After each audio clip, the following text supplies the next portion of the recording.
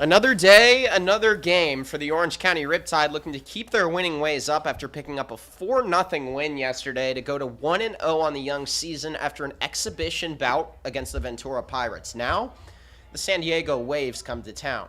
It'll be a tune-up game for the Riptide for sure, and it'll be a battle between Reed Schaefer and Chris Fields on the mound. And already a 2-0 lead in the hole in the count, for Schaefer, working against Jamie Berg.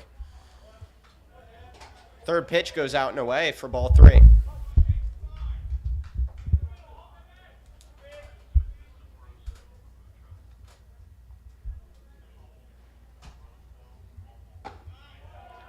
The 3-0 just sneaks inside, and that will be 4 straight balls on the opening at-bat. So walk the runner, Reed Schaefer, off to a disastrous start. Second baseman, number 2, Nicholas Gio.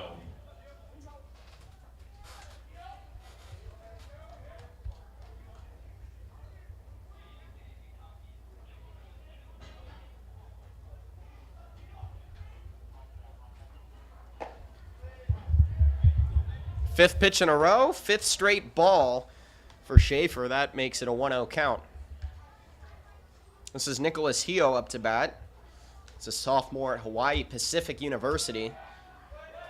And a wild throw over to first. You couldn't draw up a worse start for Schaefer. Here comes the runner rounding second. He's on his way to third. Ball all the way in right field, and a hard slide into third base for Berg.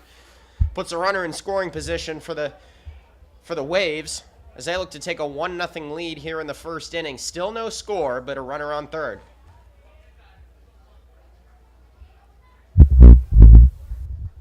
Jeffrey Nelson here. I want to welcome you all to Great Park as the Riptide are taking on the Waves, as Colin said. And talked to Coach Brown before the game. He said that Reed hasn't thrown all spring, given an injury that he had while at a football game at Arizona. And he's talented, but given his injury, he hasn't thrown all spring, so there's going to be a little bit of nerves on the mound, and you definitely saw that on that pickoff attempt as well as these first 6 pitches as he's yet to throw a strike.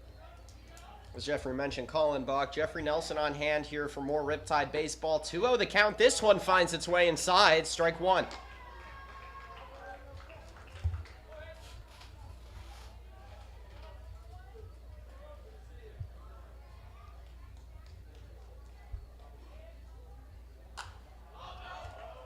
Finally, some contact for the Waves on a pitch by Schaefer. This one fouled away, evens up the count 2-2. Hello, fans. We ask that you help out the Riptide by recovering all foul balls. Please return the balls to a uniformed Riptide staff member, and you are able to exchange it for many prizes. So Schaefer starting to settle down after an errant slew of throws. 2-2 ball just finds its way into the glove of Taylor. Throw over to first puts one down, but score the runner. That's Jamie Berg scoring one in. So the RBI for Nicholas Gio puts the Waves on top 1-0 here in the top of the first. So already more runs for an opponent in this game than last game for the Riptide, and not the start that Coach Brown was hoping for. No, not the start at all, Colin. And Reed Schaefer should be pitching to contact today, should be pitching pitches in the zone. We saw him get a little bit nervous and a little bit wild both on his pitches and on his pickoff attempts, but should settle down here as he gets a fresh start with nobody on base, even though he's already down 1-0. So the 0-1 is fouled away.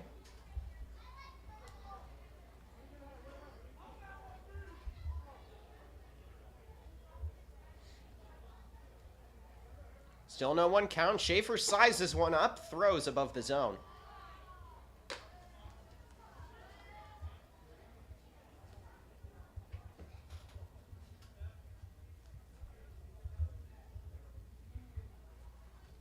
There's the 1-1 with 1 out. This one with movement finds the edge of the zone. Beautiful throw right there by Reed Schaefer. Puts 2 strikes on the board.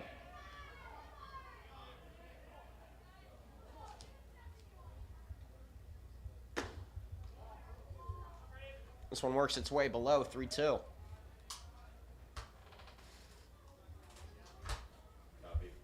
It's Devlin Lindemann, the catcher for the Waves up to bat here. 2-2. This one trails out and away. Couldn't locate the slider. So now it's 3-2. Fastball, changeup, slider for Schaefer on the mound. We'll see if he can locate his off speed. That's going to be key for him if he's going to have success in his outing today. Fielders backing up. This one, hard swing through. Schaefer picks up K number 1. Beautiful piece of pitching right there, and a great way to respond after surrendering an early run. Puts 2 away. Number 9, Xavier. Bunch of different Riptide players playing their first games today. We'll go through their defensive alignment for you. At third base is Emilio Rosas. Shortstop, we saw Shane Taylor yesterday playing third. He's now at short today. Brandon Burkle out of the University of Houston is at second base. And Blake Penso, typically a catcher but looking to play first base next year at his school in UC Irvine, is at first base. Behind the plate is Gavin Mez.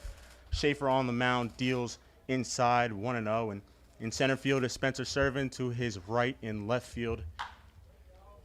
This one contacted, goes over second base, throw over by Taylor, gets him, beat him to the line, and puts a third one away. So the Riptide only allow 1 run after a tough first couple of pitches, but the Riptide hold strong, down 1-0 after top of the first. Hello, fans. Make sure to check out the Sabroso.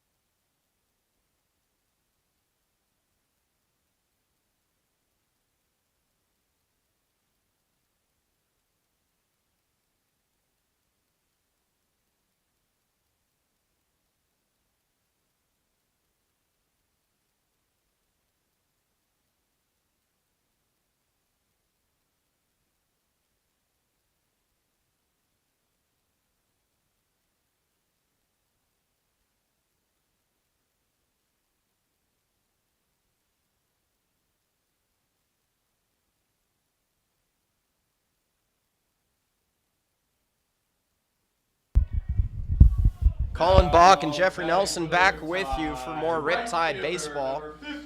As the Riptide fall down 1-0 early, but the Tide did a good job of staying with the wave and not falling behind by too many after an early error. So the base hit by Jamie Berg, and then Nicholas Hio moves the runner into home plate. The Riptide fall down 1-0. It'll be Wilson Galvan to lead the Riptide off, going against Chris Fields.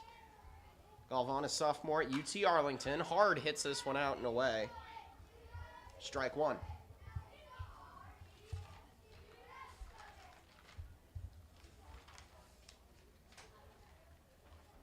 Galvan 1 for 3 yesterday, did a great job in the leadoff spot, scored 2 of the 4 runs for the Riptide as well yesterday. He was hit by a pitch and scored in the first inning. See if he can get on base today as he evens the count at 1-1, taking that pitch down in the zone. Yeah, and when I had the chance to talk with Galvan pregame, he said, you know, being in that leadoff spot, that batting in that one spot really amps him up, really helps him elevate his game. He says, you know, having all that attention, having all the energy, and being able to start off a game is what helps him get things going, and he'll get the offense going right away. He takes one on the backside. That'll be a reach on the hit by the pitch.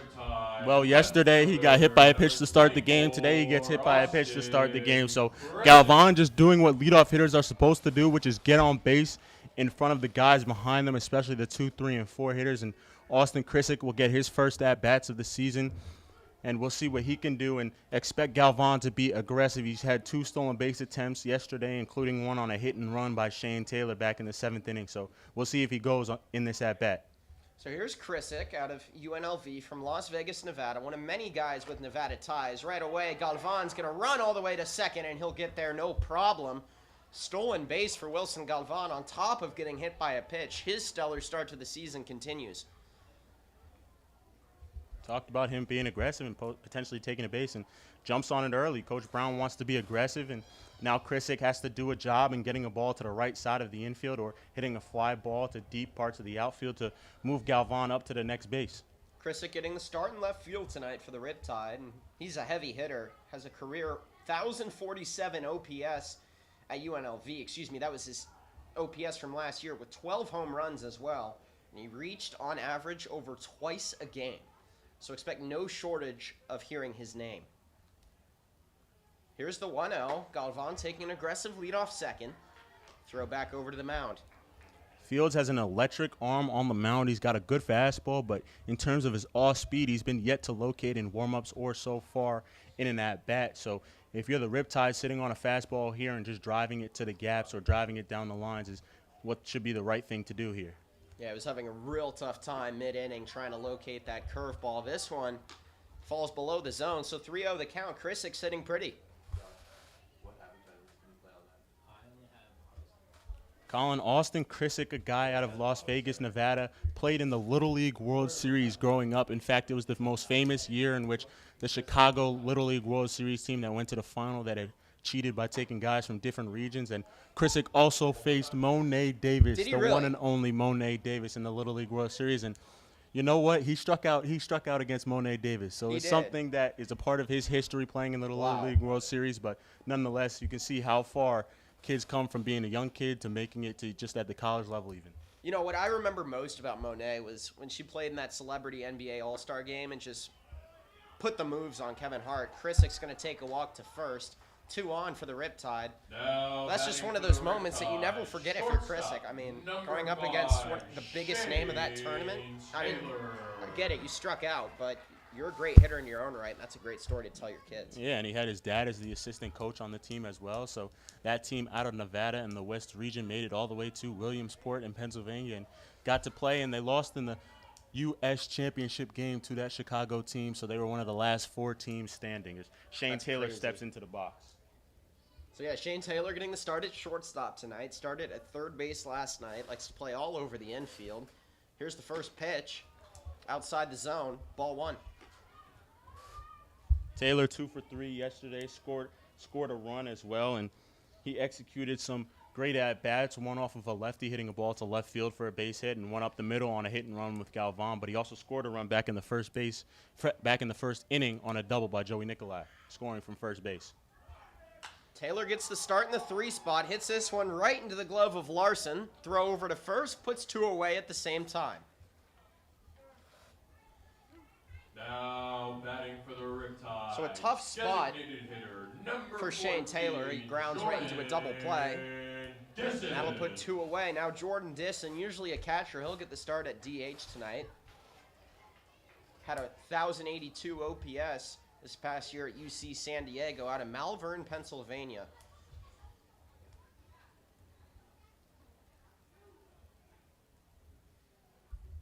Here's the first pitch, hit hard into foul territory, strike 1.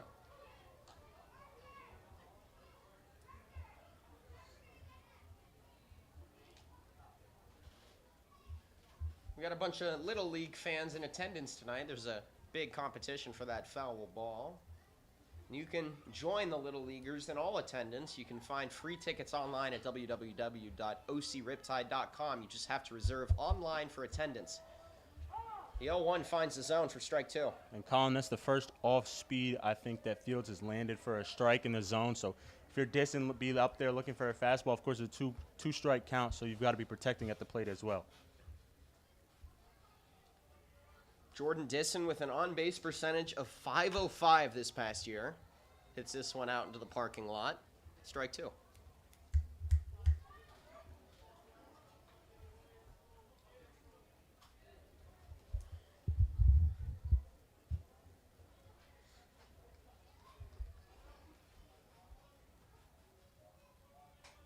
Galvan gets his lead off third. Pitch on the way, the 0-2. Outside of the zone, ball 1. Way to hang in there for Disson. He's able to bring the count up to 1-2.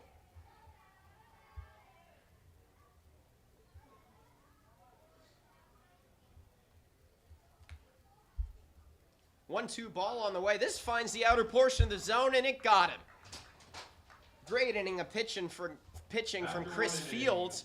Puts 2 away, and the score remains 1-0 in favor of the Waves. Waves on top of the Riptide.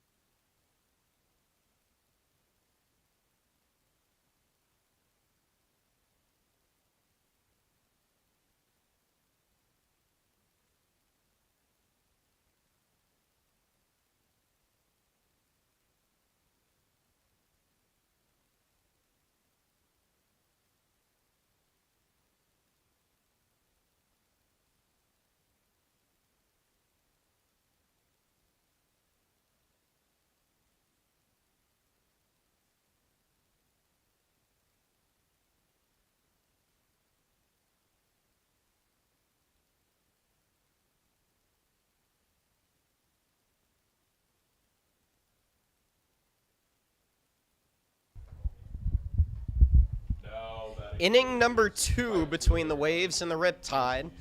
San Diego getting on the board first after an error advanced the runner Jamie Berg from first to third and then easily was in scoring position, made it all the way around.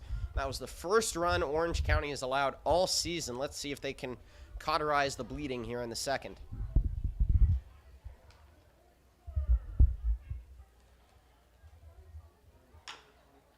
That's Quincy Scott bouncing one into shallow left. The throw over to first. Beat him there. 1 down. Now batting for the Waves, left fielder, number 1, Cole Kashimoto. Well, Quincy Scott is quite the tall player. You saw him at the plate there. And Kashimoto, a bit of a smaller player, Colin. So it's interesting to see all the different kinds of heights and weights that we see in the game of baseball. It's always an interesting thing. Mez drops the pitch. That'll be ball 1.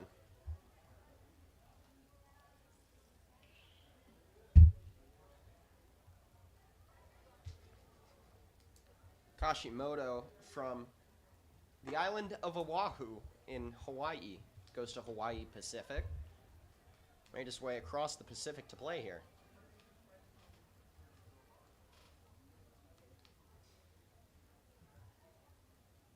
(2-0 the count with 1 out. Ball on the way, below the zone.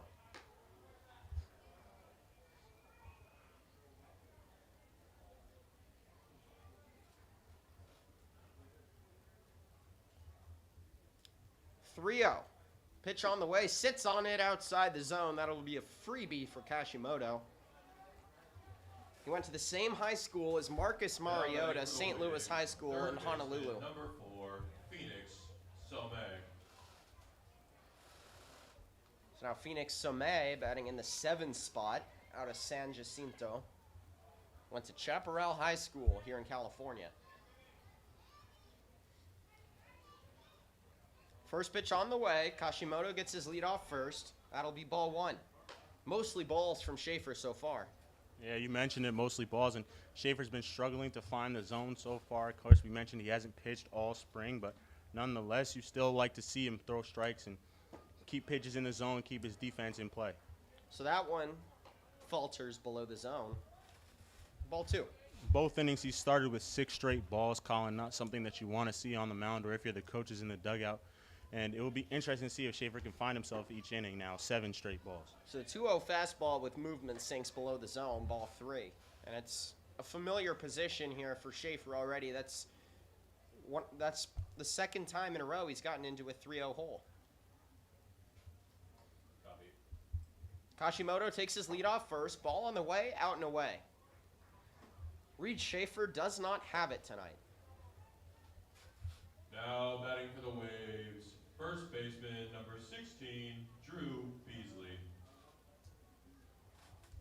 So Coach Brown is going to have a meeting on the mound now. Joining him is Gavin Mez, catcher from UNLV.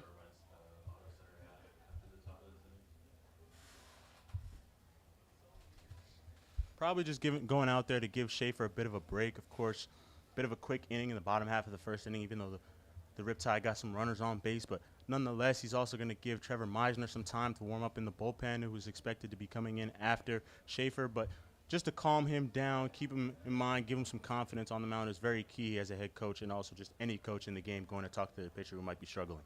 So Coach Brown gets off the mound, and one of the things he said pregame about last game was the pitching won them that game. Obviously, you win 4-0. That's impressive. But, one instance in which he said he'd like his team to improve is putting more balls in play. And he hopes that his team can retain a lot of that same pitching value. Finally finds a strike. Evens up the count 1-1 with 1 out.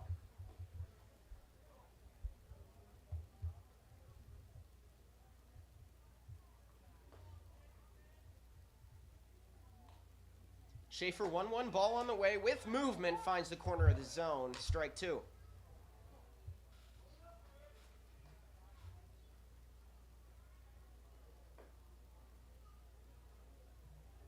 Schaefer just went back in with a hard fastball after throwing a fastball away. We'll see if he goes with something away and tries to get this hitter to roll over. 1-2, this one inside, hard swing through, strike 3. Now batting for the Waves. That's the second strikeout of the Shortstop, game for Reed number Schaefer. 10, Eric Larson. Larson batting in the 9 hole, starting at shortstop out of Carlsbad, California, in the San Diego metro area.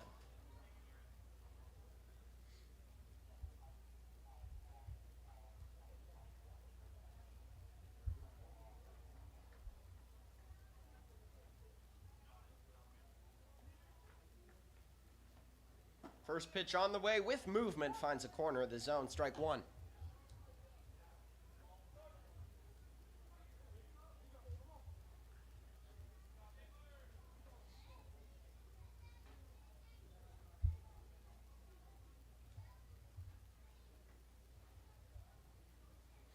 Oh, 1. This pitch caroms inside for ball 1.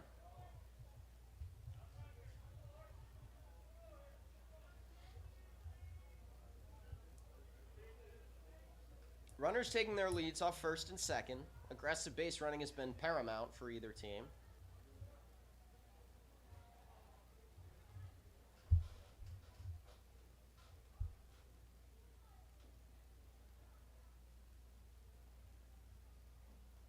Here goes the 1-1, hard hit down left field line. 1-2.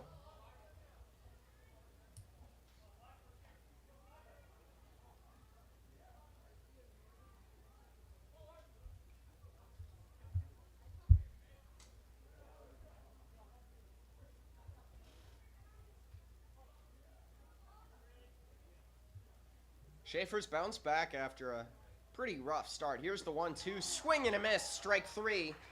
That'll be 3 strikeouts to start for Reed Schaefer, so quietly turning things around as Reed Schaefer and the Riptide still down 1. The Waves still lead the Riptide.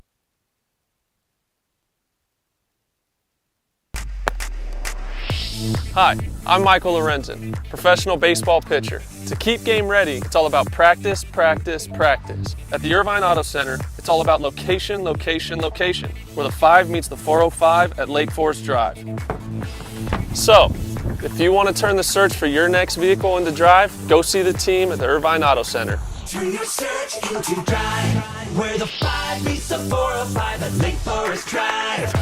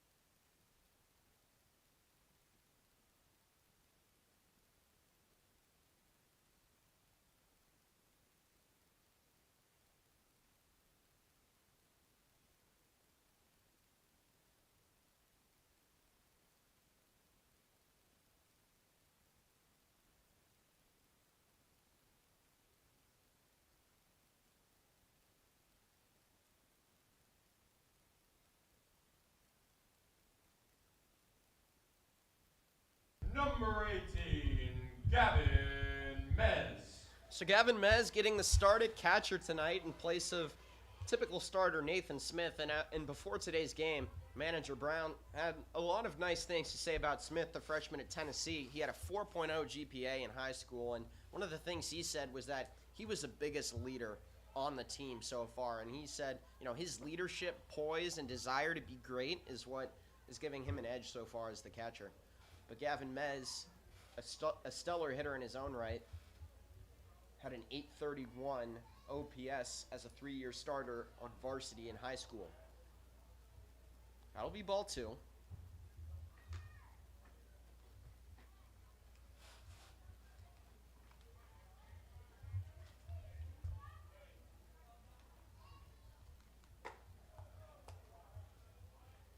Now that's ball 2, 2-1.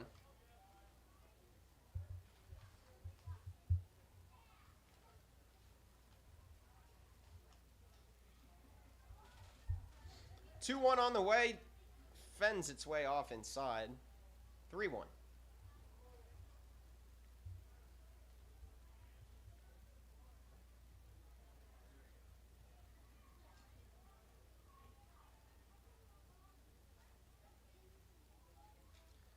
Fields 3-1 on the way. This one hit hard out into right field, and it's got a chance. Back at the wall, and it's gone. Sayonara ball. Riptide answer the bell with a home run. Solo moonshot right there for Gavin Mez, looking to assert himself as a constant factor.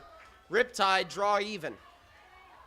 Great piece of hitting by Gavin Mez there, taking that fastball on the inside part of the plate and driving it into right field and over the wall, down the line. Of course, he's got multiple teammates here, Braden Murphy, Austin Krissick, who are also on the team, and he said that it makes things comfortable, but he definitely looked comfortable at the plate there in his first at-bat of the season. So Gavin Mez, the author of the first home run by the Riptide this season. Coach Brown saying before the game, hitting is contagious. He said as soon as somebody gets a hit into play, the whole team feeds off of it. It's one of those things where you can't prove the existence of momentum, but it's clearly a factor. Gavin Mez trying to provide a shot in the arm. This one's going to find a gap in right field. Three defenders converge. That's an easy play to put one away. Now batting for the Riptide, third baseman, number 4, Emilio. Talked about Rosas. momentum, and yeah, it definitely gives the guy some confidence in the dugout, seeing a guy get a hit like that, and also the fact that he's able to come into the dugout having gotten a hit off of Fields on the mound, and he's able to talk to the guys who are due up next and tell them what he saw, even if he's from the left-handed side of the plate. So Gavin Mez's home run, a bit of a shorter than average distance for a home run in this ballpark, but he'll take it. Evens up the scoreboard at 1 apiece.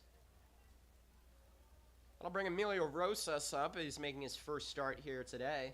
He was a 4-year varsity starter at Mater Dei High School.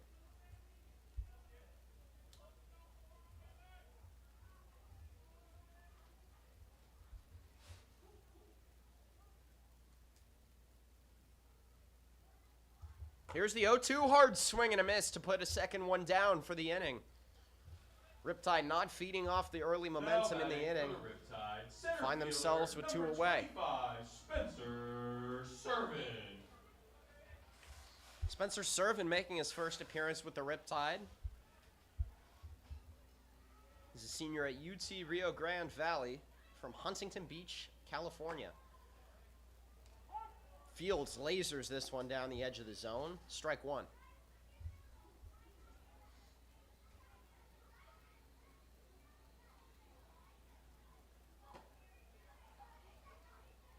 That'll even up the count 1 apiece. Servin said he's looking to improve his mental game and his two-strike hitting, and learning to move on from failure is something that he's definitely talked about it and getting better at this offseason. So we'll see how that goes through as we go through the course of the season. As the drone cameras circulate over the stadium, a hard swing and a miss creates strike 2.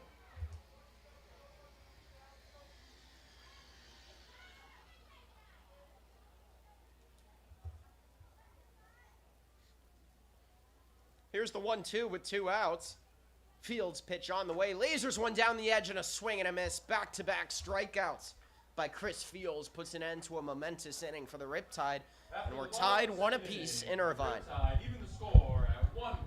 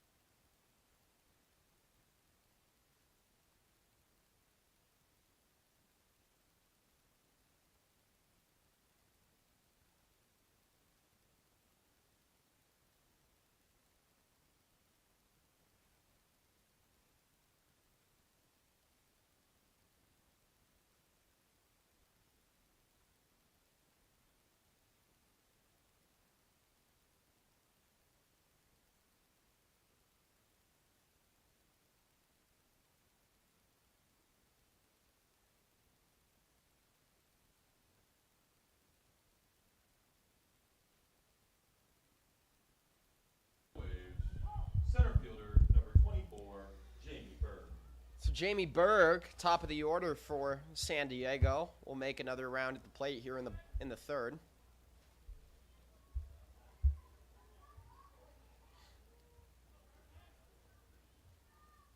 First pitch, out and away.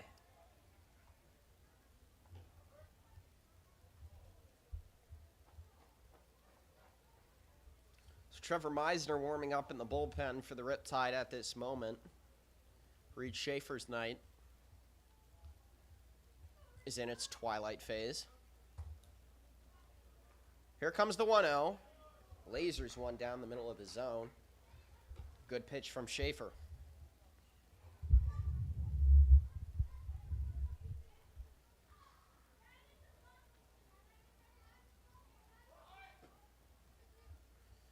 Out and away, ball 2. Correction, that's ball 1. Evens up the count 1-1.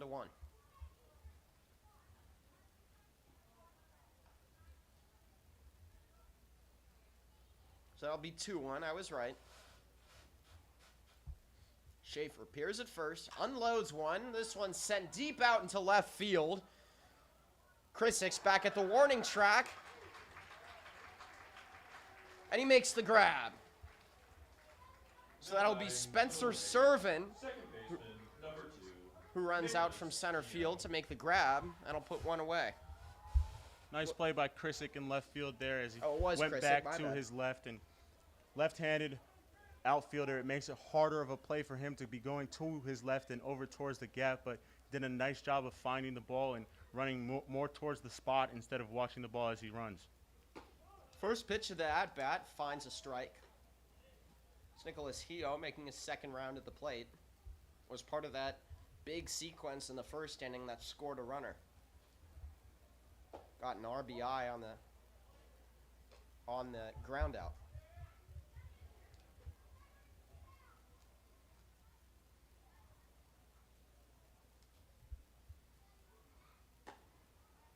One. Veers outside. Saw Schaefer give a little bit of a grimace, and we could hear a little bit of a ah as he was on the mound trying to find his change-up grip as he works it on the outside part of the plate to these right-handed hitters. That Robbie Ray grunt in full effect. This is going to be a base hit into left field. Nicholas Hio continues his scorching hot start. A base hit and an RBI. A 1-for-2 start for Hio. Now batting for the Waves. Nice job by Hio there taking that ball. And it was an off-speed pitch that Schaefer was trying to get by him again to get to a 2-strike count, but wasn't enough for Hio after he saw the last changeup, and he just was able to get enough on it to get it over the head of the shortstop Shane Taylor and into left field for a base hit. Hio, studying at the University of Hawaii at the Pacific out of San Diego, hit .444 in his final 54 at-bats this past season. Looking to keep up that momentum. This is hit hard in the sky out into foul territory, and the play made no problem by Emilio Rosas. 2 down. Now batting for the Waves, designated hitter, number 9, Good job by the Riptide teammates, of course, calling out to Rosas that he had room as he went over towards the fence and the netting that's over there. You're never really sure as a third baseman going over towards the netting into foul territory, especially this ballpark that you're not used to. Rosas is more used to the USC ballpark that he has in his home college. First pitch, this one's grounded right into Rosas' glove. Throw on a rope to first puts an end to the top of the third inning. No change in score, 1-1. Riptide up next. At the top of the third, the score remains the same, 1.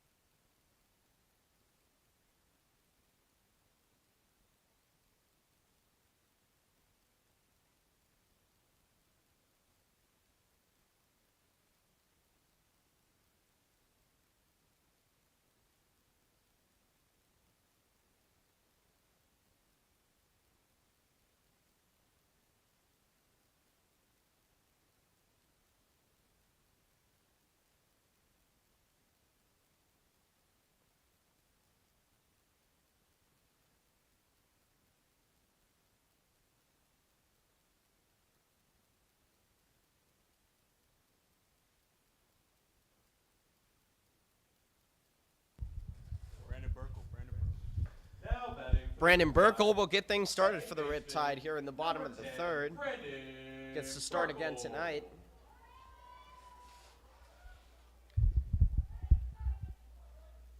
Brandon Burkle went to University of Houston after his freshman year, and he said that he doesn't really care where he's playing, but he wants to find his form and find his confidence and have a lot of fun, as he struggled a little bit this year at the University of Houston as he swings and misses at that slider on the first pitch there. So Burkle getting the start at second base tonight. Falls into an 0-1 hole.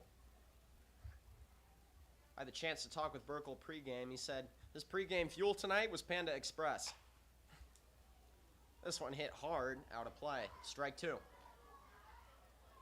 Burkle said that his go-to meal would be Yo-Yo's hot dog stand in Houston. He said that they are absolutely fire, and that as well he talked to Anthony Tulomero, who was on the Riptide roster up until a little while ago, and that he talked to him about the experience and as well as limiting his strikeouts is what Burkle wants to focus on this year as well. So Fields bails Burkle out. That'll put him on first base. So Burkle getting out of the 0-2 hole and reaching on the hit by pitch. So now Galvan will go to work with one on at first base. Galvan with a leadoff hit to start this game. Had a 1232 OPS this season at UT Arlington.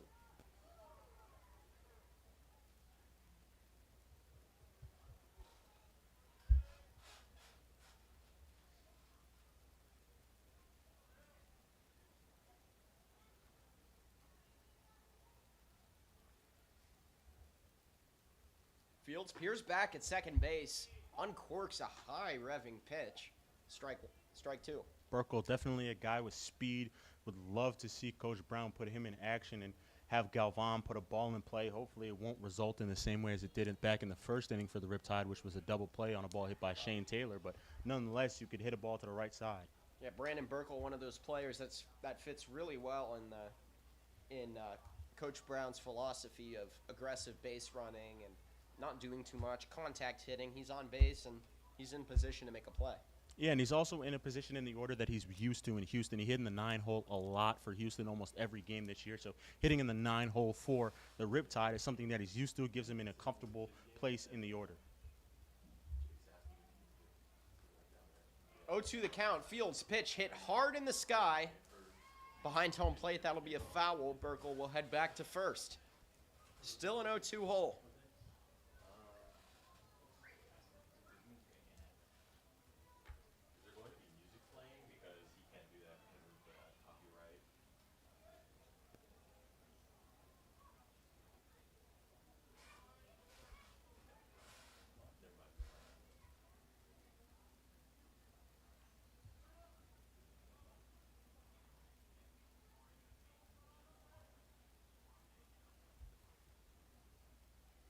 Here comes the 0-2, fouled back at the upper portion of the safety net. Count remains. Two fastballs from Fields here. We'll see if he goes to his slider, which he's gotten 2 strikeouts against right-handed hitters here. Slider away is something that he might use to get an out pitch on Galvan. No outs for the Riptide. And if you're Galvan at the plate, there's going to be a huge hole on the right side. So if you can take that slider to the right side of the field. Burkle takes off. This one finds the gap in the left side. Burkle all the way to second. Gets off base, and both are going to be safe. So Galvan reaches on the fielder's choice, but the fielder's choice falls short. Number 24, So 2 on for the tie. Yeah, and the shortstop over there, Eric Larson, seemed to not get a grip on the ball, and when he realized that Galvan was hustling down the line, he didn't have enough time to throw over to first, so he tried to fake a throw and get Burkle, who was rounding second base, on the play.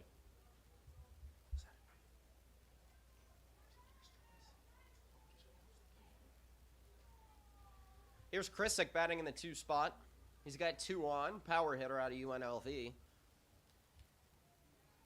Pitch number 1, bends outside the zone.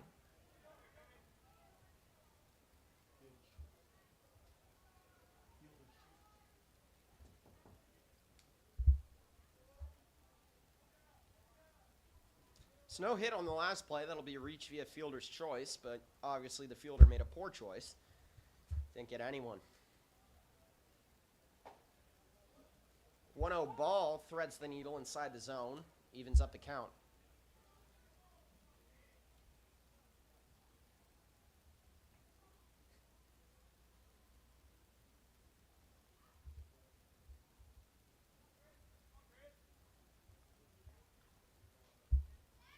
Shane Taylor up next. No outs for the Riptide.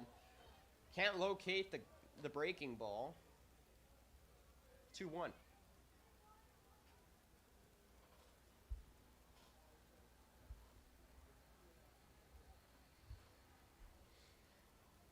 Fans, if you want to join in on the action and watch some Riptide baseball, all you need to do is RSVP online. Tickets are free. Just show up to the ballpark with a receipt of reservation. And you can watch Riptide baseball all summer long. That'll even up the count at 2-2.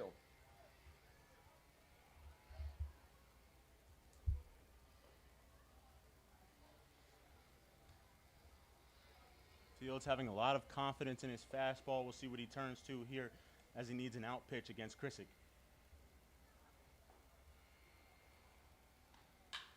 Burkle takes an aggressive lead off second. That one shoots the gap. Burkle rounds third. Hard turn. This will be close at the plate. Score the run for the Riptide. Out at second, though. Puts one down, but the Riptide take their first lead of the game. Brandon Burkle makes it all the way home. 2-1 Orange County Riptide, here in the third. shortstop, Number 5, Shane Taylor.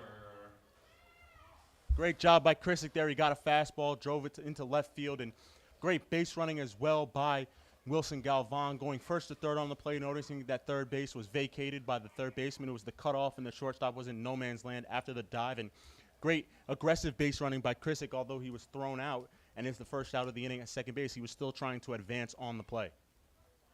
So that previous play, we call it a fielder's choice. We're actually going to rule that a hit.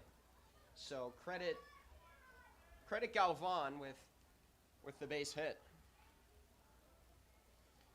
Special shout out to Jake Hamlin and our entire analytics team for their hard work behind the scenes.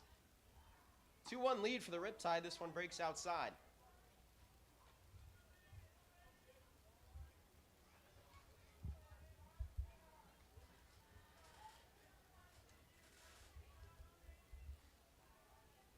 Shane Taylor, studying at Utah Tech, hit .350 this past season. Here's the 1-1. Floats outside.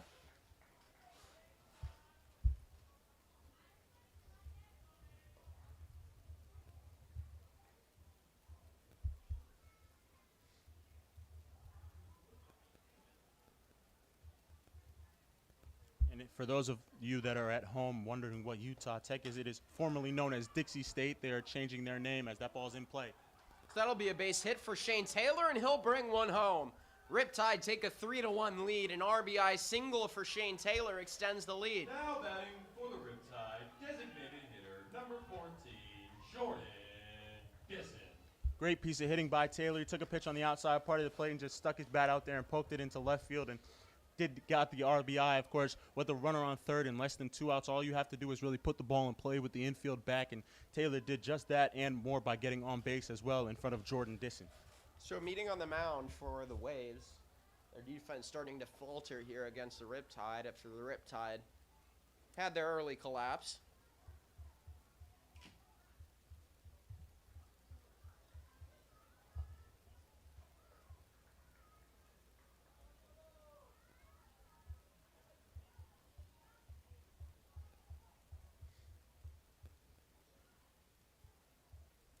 Productive innings so far for the Riptide. They've rattled off 2 runs with just 1 out. Shane Taylor batting 1 in. And of course, you have Brandon Burkle making it all the way home. Meanwhile, a new pitcher is on the hill for the Waves.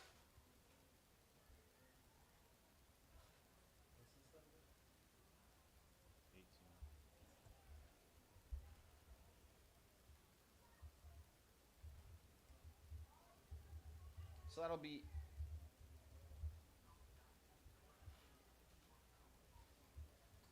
Got it.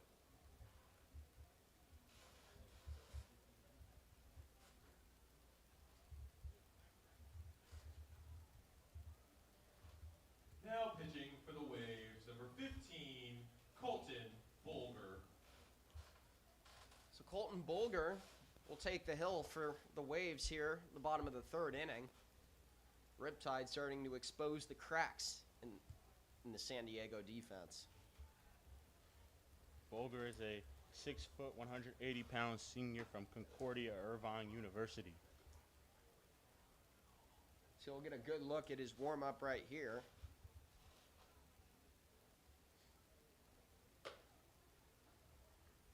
Colin, I thought Fields was pretty decent on the mound up until this past inning. Of course, against right-handed hitters, he was using his slider and as an out pitch, and he really didn't have a feel for his curveball or his changeup, which was another pitches he would have loved to had in this outing today. But his fastball seemed pretty live out there on the mound. Definitely gives him some room for improvement as a pitcher. Of course, not the outing he wants, but from every outing as a pitcher, you can learn. He kind of has that bullpen skill set of, a really good fastball, trying to hone in some of the kinks of the other pitches and really being special for a couple innings, but then obviously being exposed toward the end of that stretch.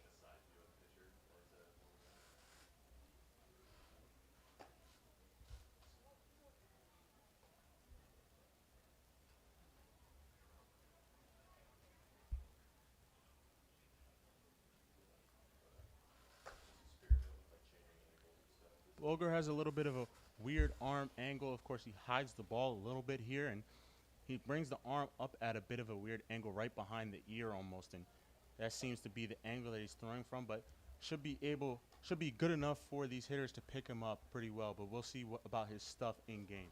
Yeah, he's got a really high release point, and it's kind of right behind his head, as you mentioned there. Interesting to see for sure. So that'll bring Jordan Disson up to bat. He's DHing tonight for the Tide.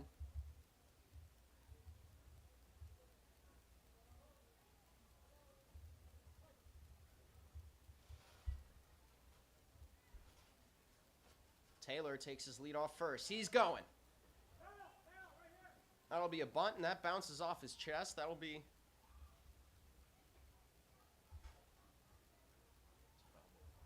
And that'll be foul for strike one. Bit of confusion there. It almost looked like that ball disappeared, but it went off of him. 0-1 the count.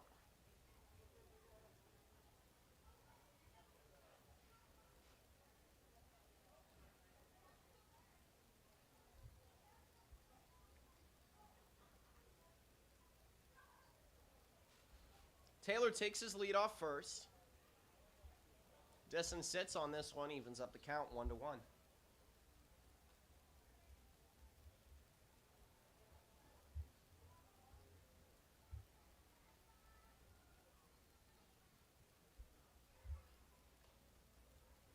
Taylor's on his way. This one's going to find a gap in center field. Or it's not. It's going to fall right back into the glove. Taylor on a mad dash back to first. He'll get there. 2 down for the Riptide. Now batting. Good job by Disson there. He took that pitch and he tried to drive it towards the right side of the field as the second baseman would be covering on the steal on that play. And great heads-up base running by Shane Taylor to hear the crack of the bat and locate the ball, listen to his first base coach over there, Coach Thornhill, and get back to first base in time. Steadfast base running from Taylor. He's still on at first. Now Blake Penso will take the batter's box. Batting in the 6th spot. Excuse me, I skipped a spot on my little prep chart here. That'll be Gavin Mez, who's the author of the first home run of the season for the Riptide. Sending one about 370 feet over the right field wall. First time up, Mez hit that home run on a pitch on the inside part of the plate, and we see immediately Bulger and his catcher behind the dish, Mr. Lindemann, decide to go away on the first 2 pitches to Gavin Mez. So he'll have to make an adjustment, but we'll see if they even go back inside to Mez here. Mez getting the start over Nathan Smith at catcher tonight.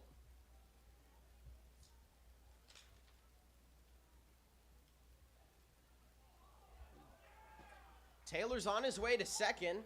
And that's a heck of a jump by Shane Taylor. He noticed that Bulger on the mound was coming set at the same time, and a great job with him and Coach Thornhill, the first base coach over there, to time up Bulger. And it means that he's consistently coming set and taking a certain amount of seconds and then throwing his pitch. And so once you time him up, you're able to just go once he comes set, because otherwise he has to step off. And if he doesn't, it's most likely going to be a balk. So great heads-up base running by Shane Taylor to get to second with 2 outs here.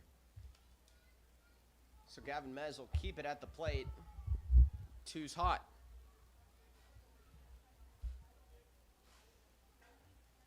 Mez said that in terms of things that'll stand him out as a catcher, it's that he likes to be as vocal as possible. You know, it goes without saying that catchers have to be vocal leaders, but he says relative to everyone else, he believes he's a big vocal leader. Taylor with a hefty lead off second base. This one fouled away, and he'll retreat. Taylor running all the way to third before heading back.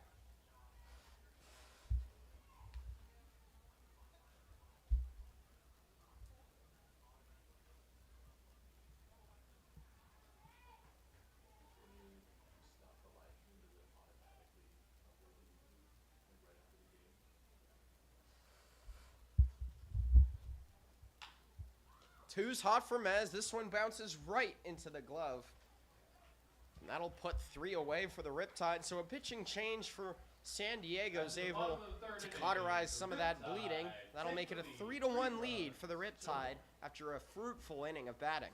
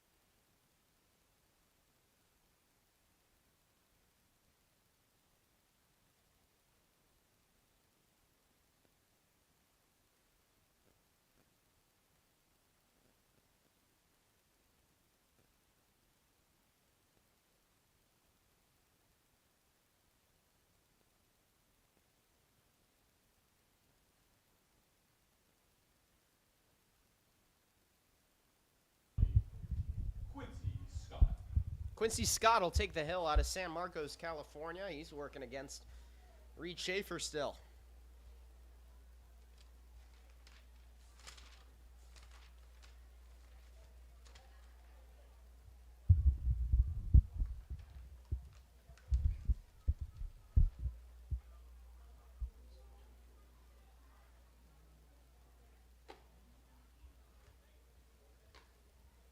First pitch sails outside for ball 1.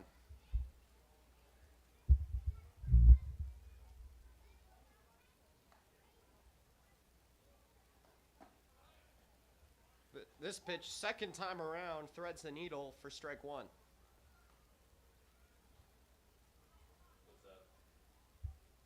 Important that Schaefer on the mound stays in the count. Many times today he's fallen behind 2-0, 3-1, 3-0. So it's important for him here, especially after throwing that last ball on the outside part of the plate, which was a changeup, to get back into the count here and get to a 2-2 count or get a ball in play and hopefully get an out. 2-1 pitch on the way with movement down the zone. Evens up the count at 2-2.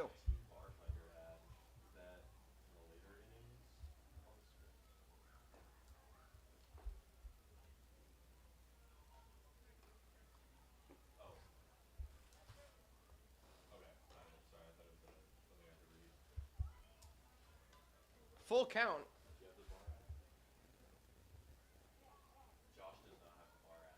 For Quincy Scott.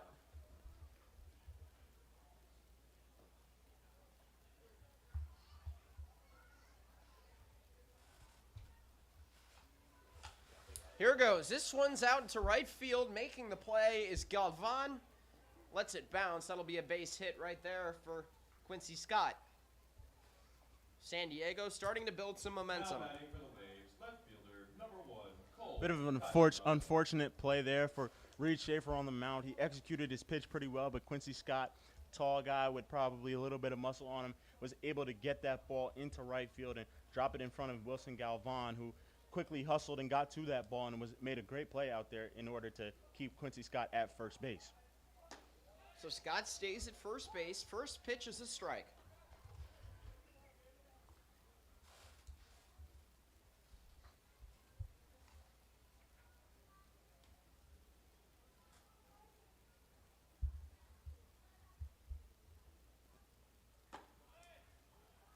Two straight strikes for Schaefer. 0-2.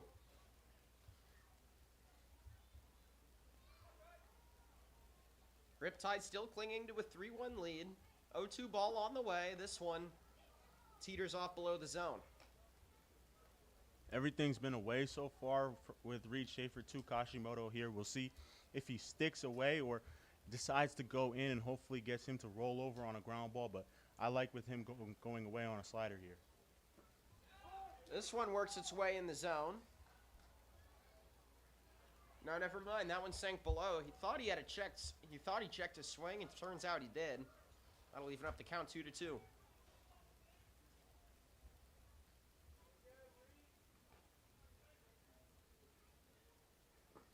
Two-two ball on the way.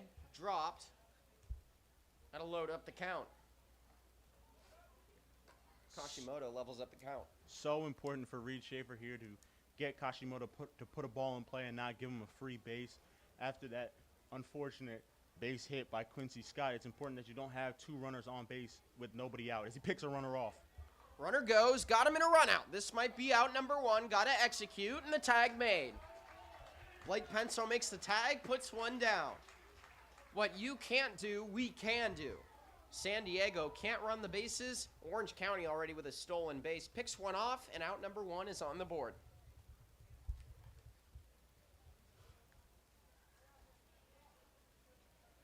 That'll get Reed Schaefer back in the swing of things. Full count, wild pitch, sends him off to first. Look out.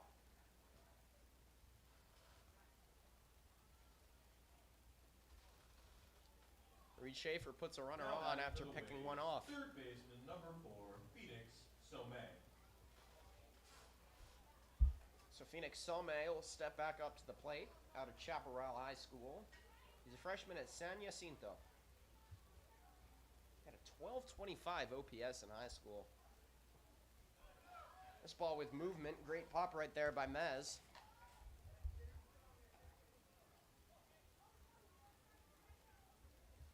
This isn't what you want if you're Schaefer. You just had Kashimoto where you wanted him after picking that runner off. You have to go back into the windup, but right back into the stretch for Schaefer here.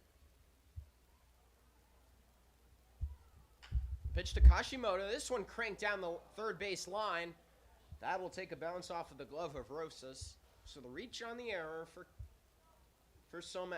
Now batting for the Waves, And first base. Colin, I think that's still going to be a hit. That ball actually hit the bag and ends up hitting the chest of Rosas. There's not much he could do on that as he tried to charge the ball before it got into foul territory. And that ball was just unfortunate events again for Schaefer on the mound and Rosas at third base. That ball hit the bag and bounced off of his chest. So we'll see from our analytics team in a minute what we decide to rule that one. Still one out for the Waves. Runners taking their leads off first and second. This one corkscrews inside. Ball one.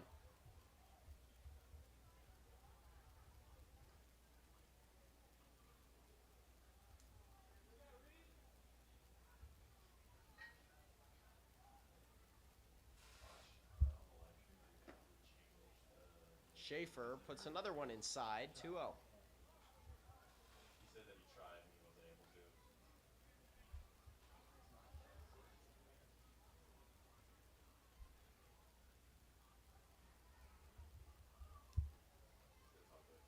Here's Schaefer with the 2-0 hole. Mez drops it. That'll be ball 3.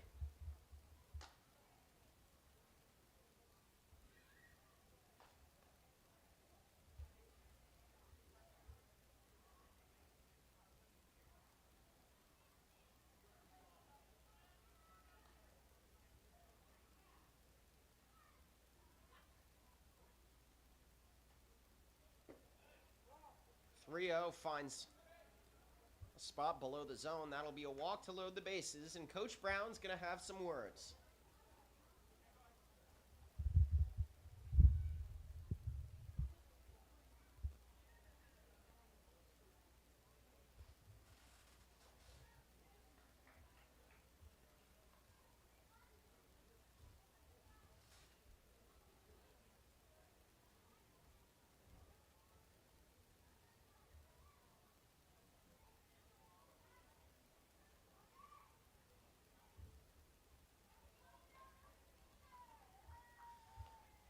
So Schaefer's night is done on the hill. He finished with several strikeouts, and that'll bring in Trevor Meisner out of Las Vegas, Nevada. Now So pitching one for the Las Vegas Riptide, product to number another. 40, Trevor Meisner. Trevor Meisner, sophomore at Utah Tech. Had a 4.86 ERA as a reliever this past season.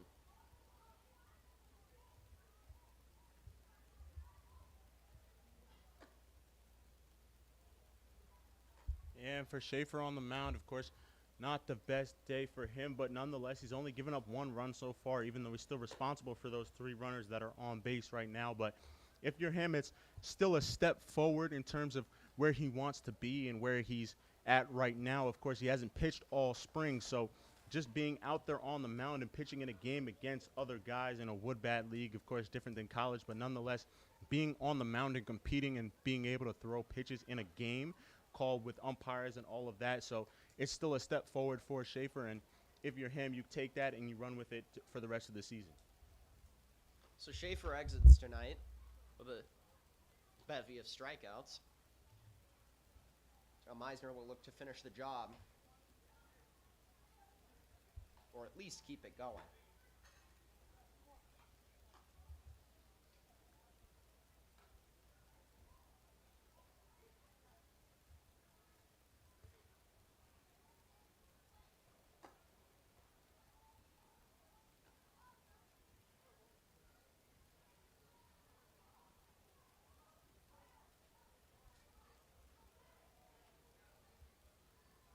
Now batting for the Waves, shortstop, number 10, Eric Larson. So now Eric Larson will pick things back off for the Waves. Copy.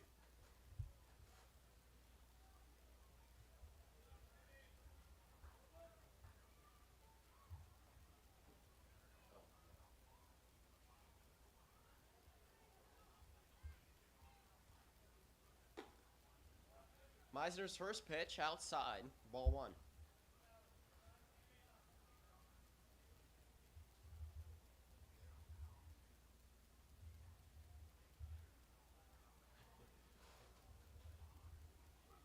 Base is still loaded for the Waves. Got it. The 1-0 dips away for ball 2.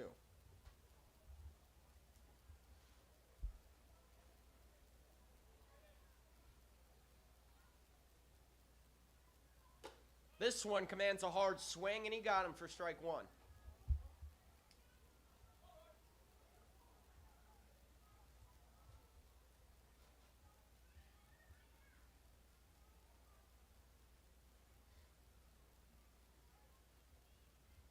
Meisner inheriting a jam. 2-1 on the way. Floats above.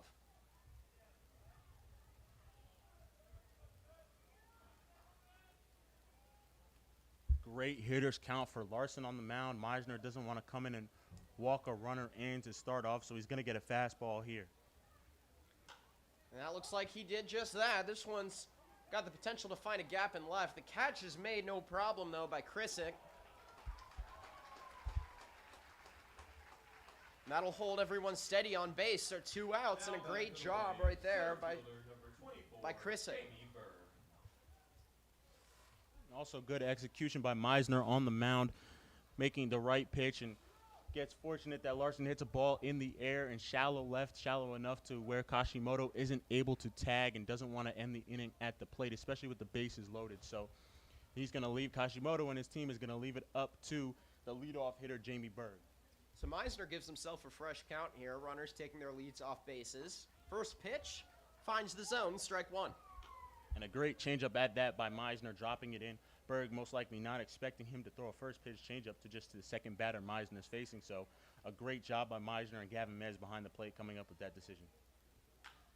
This one with some bend to it goes over the second base bag. A diving grab made by Burkle. Wild throw over to first. This is going to score one more. Score 2 for the Waves here. That'll tie the game up at 3. So a terrible throw right there gives the Waves 2 more points on the board. That'll even the game up at 3-3.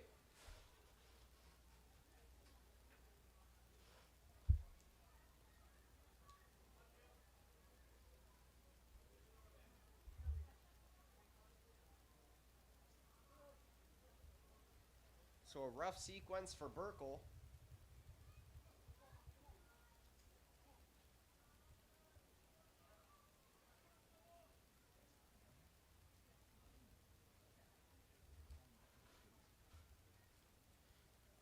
Fresh count, this one high and inside.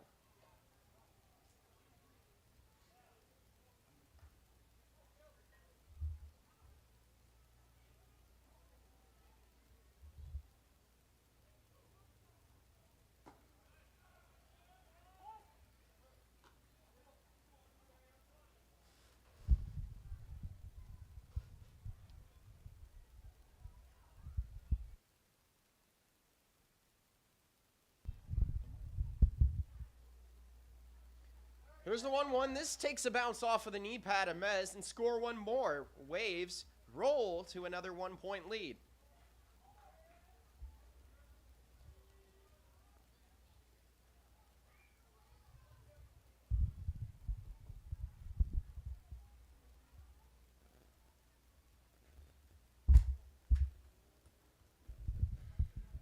So we'll call that an E4 on Burkle.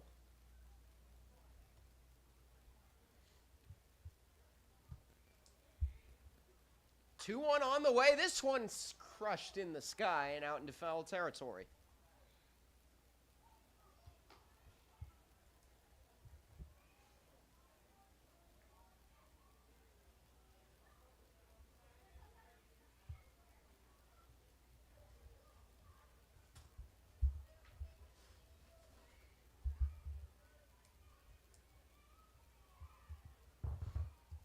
Two's hot for the Waves. This one out and just finds the corner of the zone. How about that pitch by Trevor Meisner? That'll get him out of a jam, but the Waves take a 4-3 lead after 3.5. Score 1 run.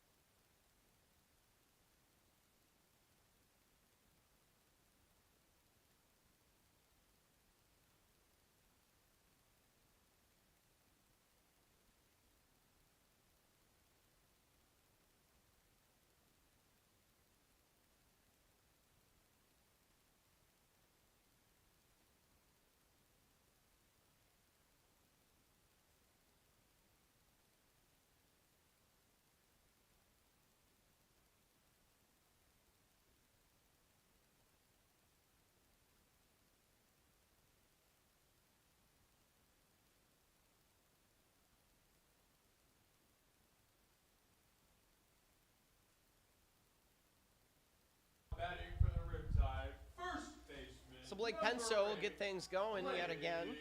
Penzo. He was a 3-time league champion in high school from Huntington Beach, California.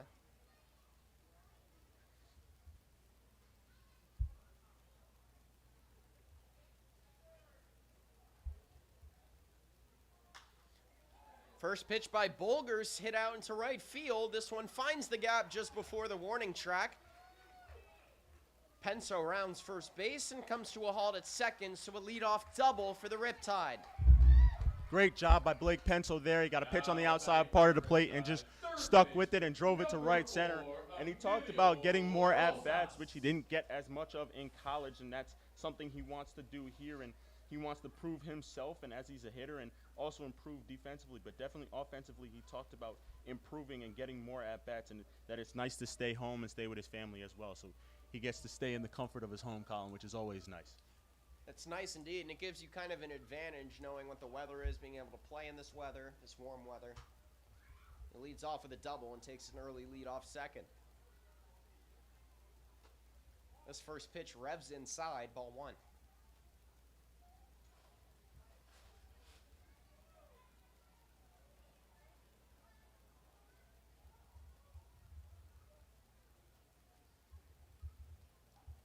Bulger taking the mound in place of Chris Fields, who got the start.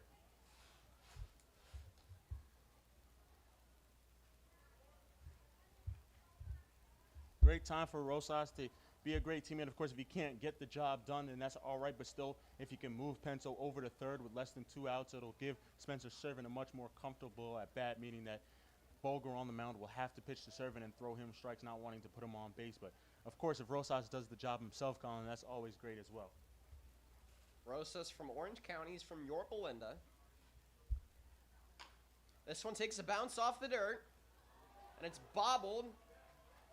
Penso finds himself in a bit of a jam. This one gets all the way into center field. So Emilio Rosas will reach first base on the bobble. That'll advance Blake Penso to third. So Riptide have runners on the corners. Spencer Servant's got himself in business, just like you were talking about.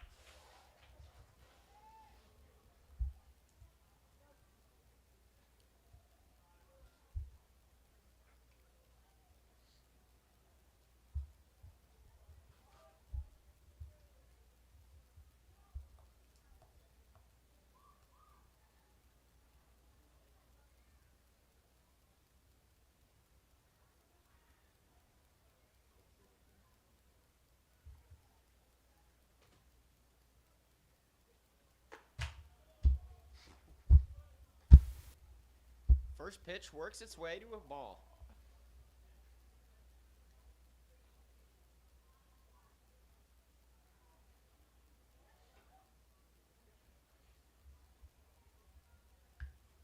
Bulger on the hill. Unloads the 1-0. This one bends outside. 2-0.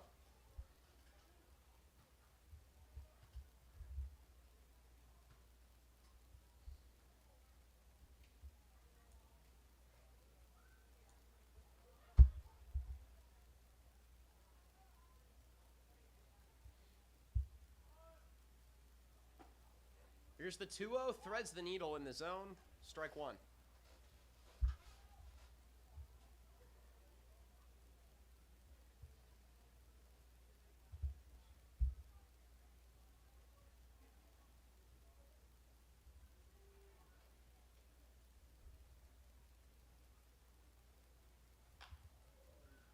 This one flung out of the way. Strike two.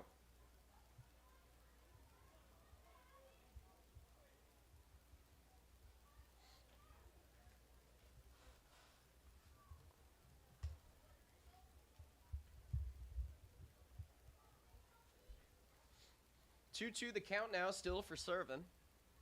Got the start in center field tonight out of UT Rio Grande Valley. This one hard hit out into right foul territory.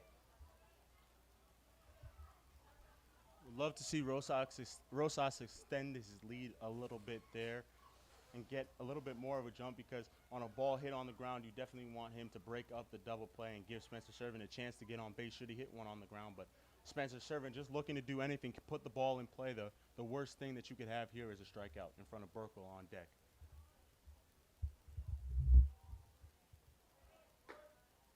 This one's high. Throw up to second. Tag made.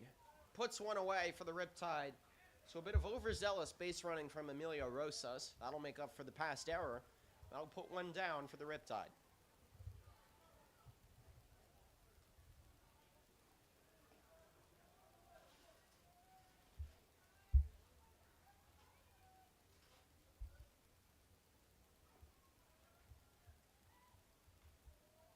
Infield is in now with the Waves as they try to cut down the run.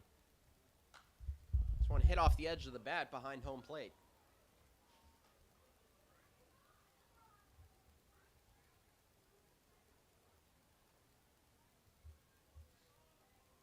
Rosas, who was called out on the previous play,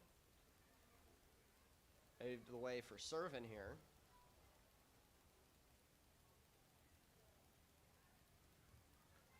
"3-2", this one fouled back. Been a great at-bat for Servin so far.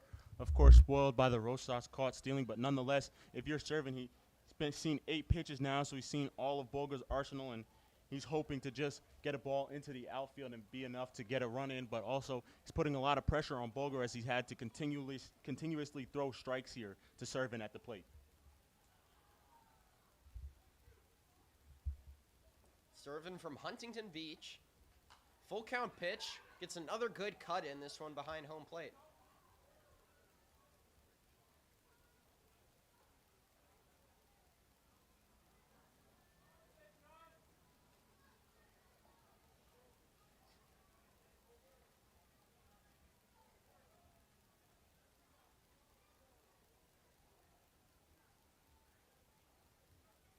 Full count still for Servin. Infield all the way in. Pitch on the way. And the failed check swing. Call that strike 3 and out number 2 for Servin. Jeffrey's irate next to me. That'll be out number 2 for the Riptide.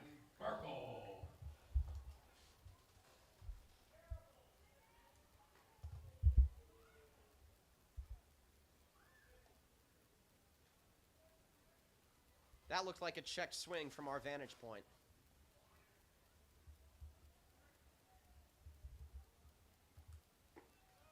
Bulger's pitch out and away.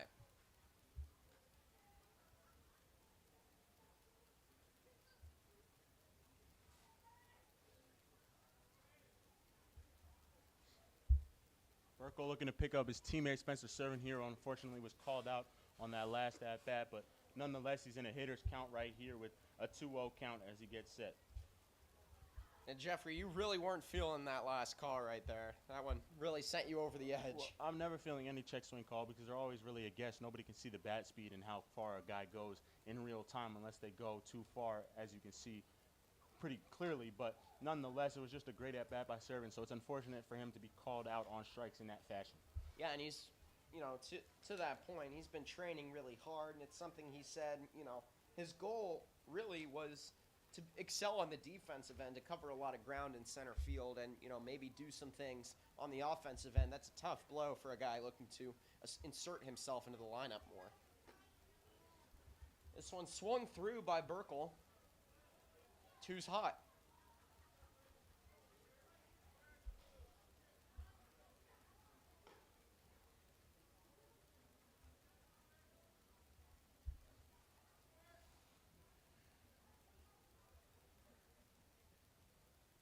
Here it is. The 2-2 works its way to the corner of the zone. The curveball gets him to bite. Back-to-back strikeouts courtesy of Bulger.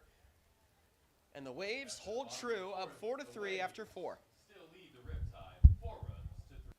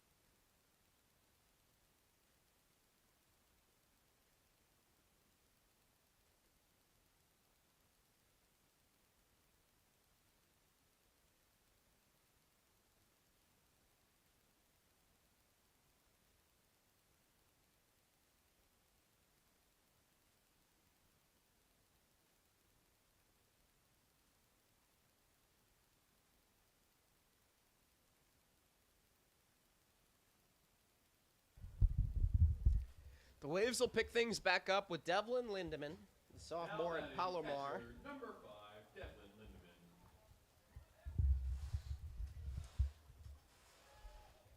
So that last pitch, it looked like it brushed the outside corner. Riptide still down a run here in the 5th.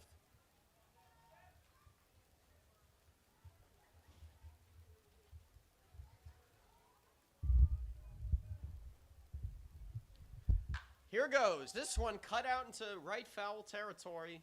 That'll count for strike 1.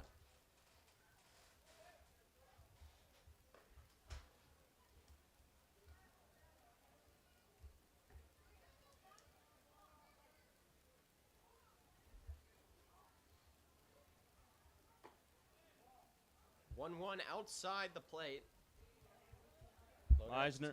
Meisner trying to locate his off speed there, is looking to mix it up against his left-handed hitter after he hit a hard line drive on a foul ball down the line off of his fastball. This 2-1 just didn't locate. That'll make it 3-1.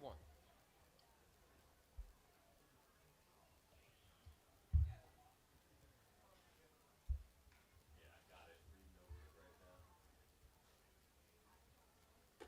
3-1 pitch high and away, and that'll be a walk for Devin Lindemann. Now batting for the Waves, designated hitter number 9, Xavier Watson.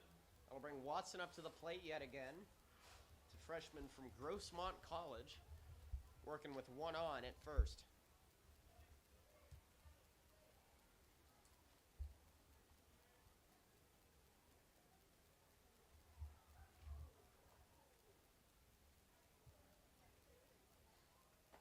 First pitch, that 12-6 sinker finds the zone, strike 1. Good pitch by Meisner to get one in the zone there. I'd love to see him stay down in the zone and force a ground ball out of Xavier Watson. Try to induce a double play here. So he locates the breaking ball that time. This time, no success. Evens up the count 1-1.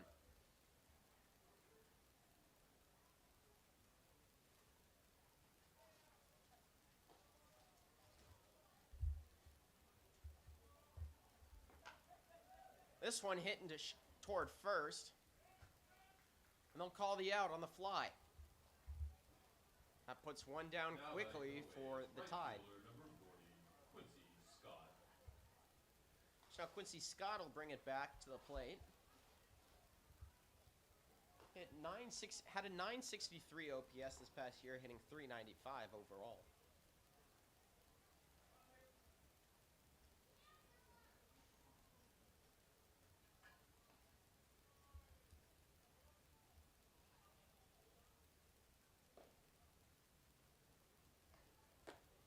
First pitch, great pop there by Mez. Prevents the steal.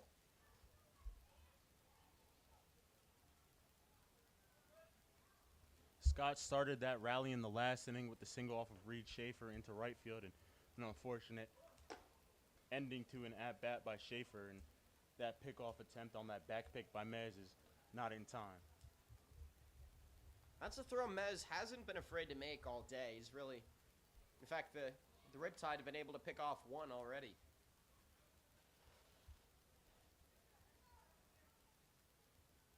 Here's the 2-0 outside.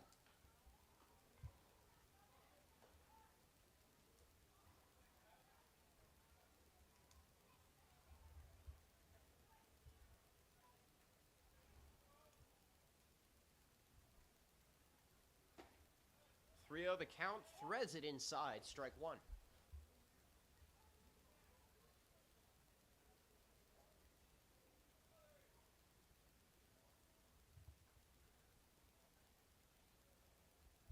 Meisner's been a reliever his whole career. Here's the 3-1, cut out into left field. That'll be a base hit. Back-to-back reaches for the Waves. Throw back to second, and the corners are loaded for the Waves. Now batting for the Waves, left fielder, Timely piece of number hitting 1, right there Cole for Quincy Hashimoto. Scott. Loads up the corners, Waves in business.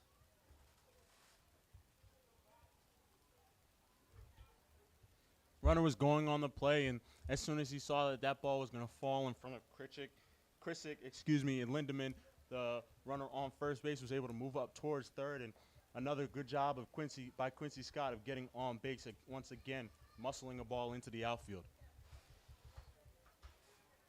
And if you're Meisner on the mound, falling behind is so key. It now puts him in a bad situation where he has to throw a strike, and that allows Scott to put that ball into play.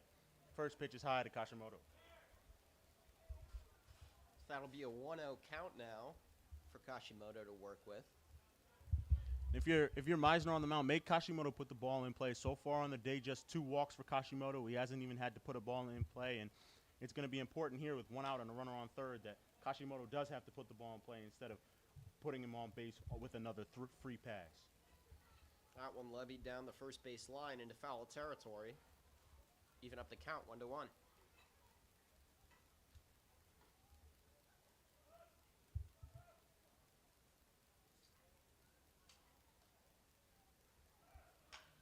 This one takes a bounce over the mound, throw made over to second. But the throw over to first is there by Taylor, heads up choice. But that'll put one more on the board for the Waves, and that'll make it a 5-3 ball game. Number 4, Phoenix Somme.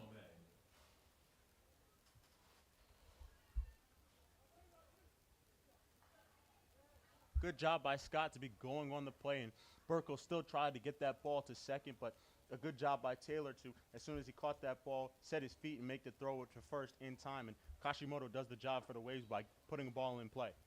So an Aronoff speed pitch there. Brings up ball 1.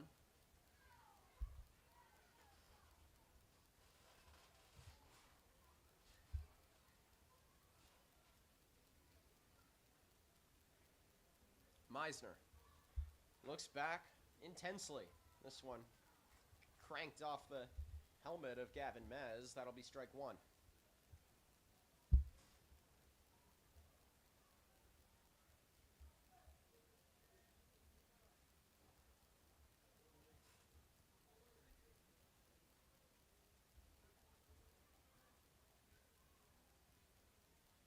One with 2 outs, breaking ball out and away. 2-1.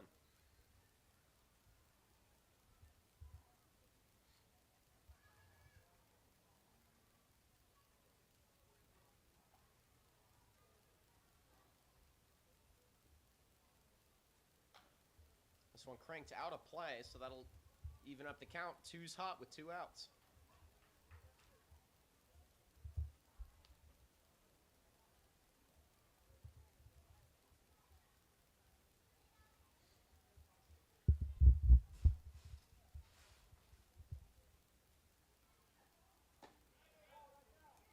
That breaking ball outside the zone again. Full count. Great spot by Meisner there, just unfortunate. The umpire said it was just a little bit outside, but a good off-speed pitch nonetheless on the outside part of the plate. Hit his spot right there. Full count pitch on the way. This one cranked out into foul territory. We play on.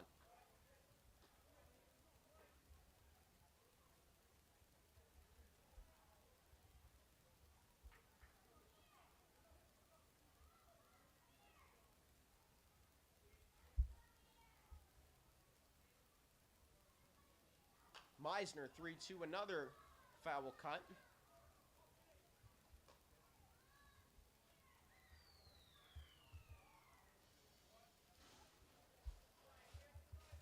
Attention to all Riptide fans. Please asking to return the foul balls to a uniformed Riptide staff member in exchange for raffle tickets.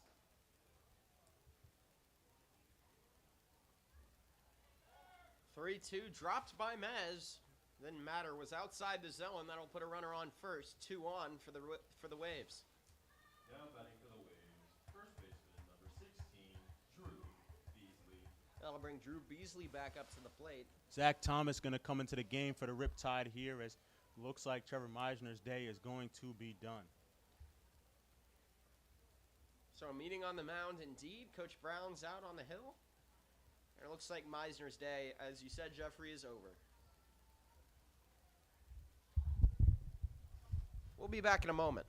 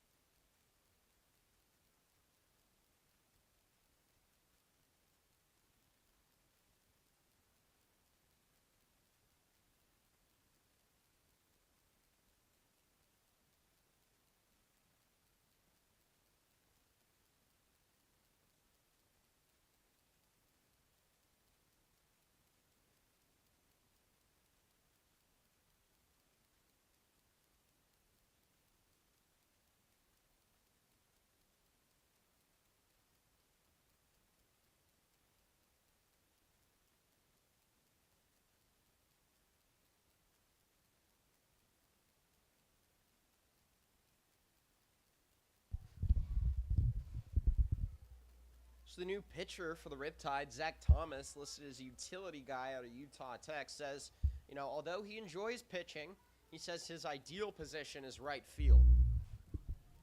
But he says nothing satisfies him more than the people who underestimate the power of his sidearm pitches. Yeah, sidewinder on the mound. He throws a four-seam, a cutter that he talked to Matt Maloney about as well. Matt Maloney pitched very, very well yesterday, along with a changeup and a curveball. So we'll see that sidewinder, which will have two-seam run on it. That goes right into the glove of Emilio Rosas. So one pitch for Thomas is all it took. That'll put 3 away, and that brings an end to the top of the 5th. Waves extend their lead over the Riptide. 5 runs.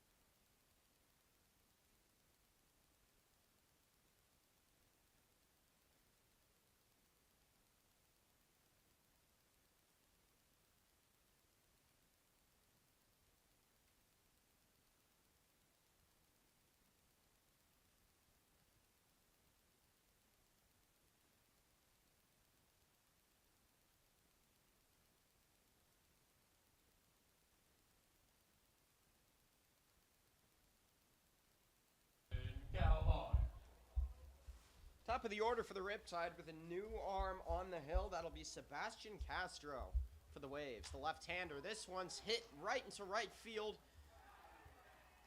Scott peeled off of that one. That'll be a base hit for Galvan. So a leadoff base hit for Galvan to start the inning. Riptide in business with a new arm on the hill. For the Riptide, left fielder number 24, Austin Chrisick.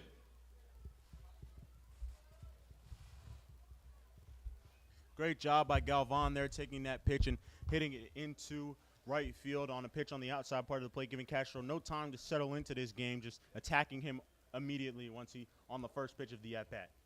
And once again, out of the leadoff spot, getting on base in front of the 2, 3, and 4 hitters is so key for Wilson Galvan.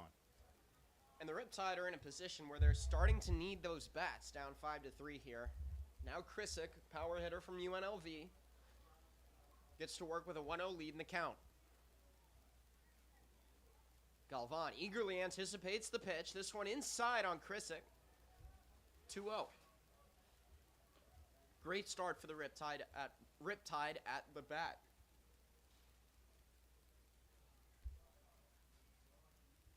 Copy.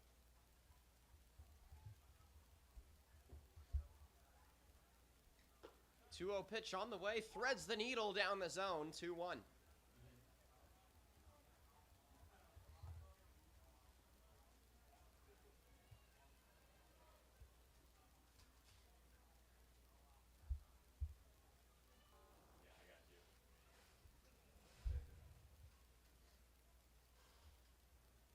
Here goes the 2-1.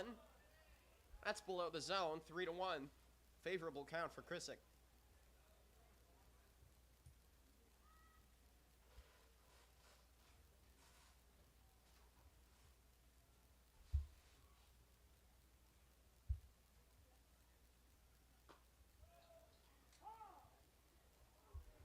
Krisick was anticipating a ball 4 on that one. Looks like a ball 4 from this vantage point. That'll be 3-2.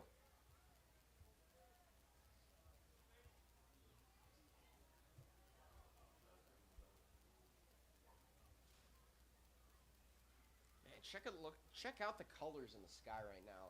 Nice mix of blue, pink, purple. You guys can see that at the top of your screen there. Here's the 3-2. It's outside. That'll be ball 4. Galvan adds the slide for good measure, and that'll put 2 on with Shane Taylor up to bat. Shortstop, number 5. So you get a 350 hitter up to bat with 2 on, and it looks like the Riptide are back in business now.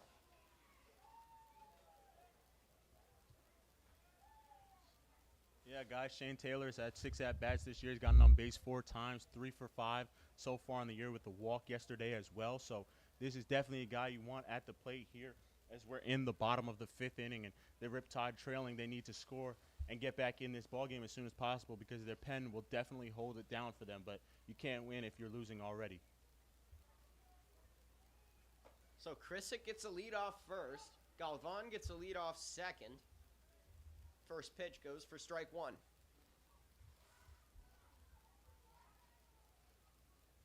And Taylor did see a lefty yesterday, Jimmy Urban, and he hit a line drive on the outside part of the plate off a fastball to left field. So if he can do that again, he'll put the Riptide in a great situation as he gets a slider and fouls that one off. That'll be 0-2 for Taylor.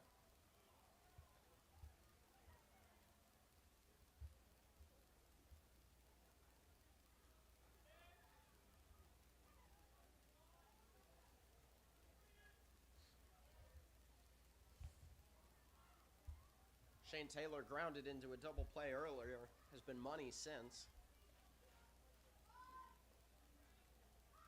Here's the 0-2 with 2 on. This one at the upper portion of the zone. Riptide dugout can't believe it, and that'll be called strike 3 on Taylor. For the Riptide, designated hitter, number 14, Jordan Disson. That'll bring Jordan Disson up with 1 out. Still 2 on for the Tide. On that last pitch, I think the reaction from Taylor at the plate says it all. That pitch seemed to be up in the zone, but nonetheless, the umpire gave Castro the call on the mound, and now Disson needs to pick up Taylor as both runners go. The throw is going to go down to second. So they pick the runner off at second, but it advances the other runner to third. So Krisick will hop off the base path, but Galvan will remain steady at third with 2 outs now. Runner in scoring position for the Tide.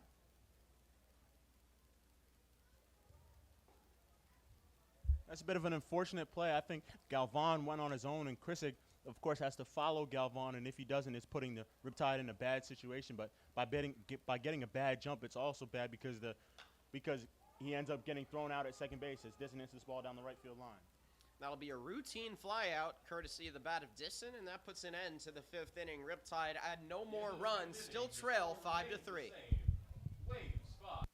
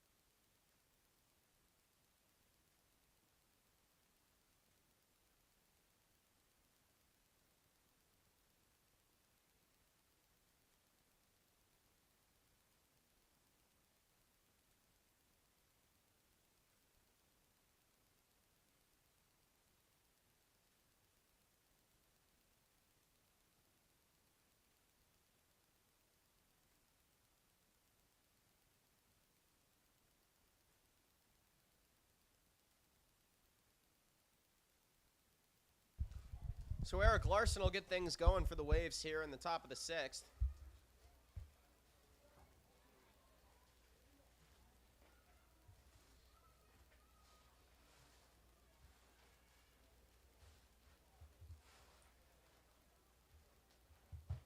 Zach Thomas still on the hill, the sidewinder. Warps this one in the zone for strike 1.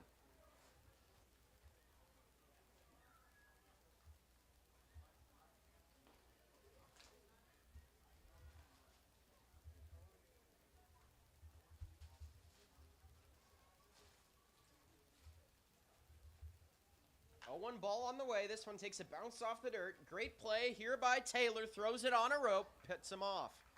1 down. Nice play by Shane Taylor there. Saw him make a couple plays like that yesterday where he throws the ball off his right foot, similar to what Nolan Arenado on the Cardinals does. But if it's accurate, you can't really blame him if you're a coach. So a great throw there by Taylor on a rope. Puts 1 down. Riptide will need more of that here, down 2 runs. Here's the first pitch, out and away. Out and away to the outside corner, that is strike 1.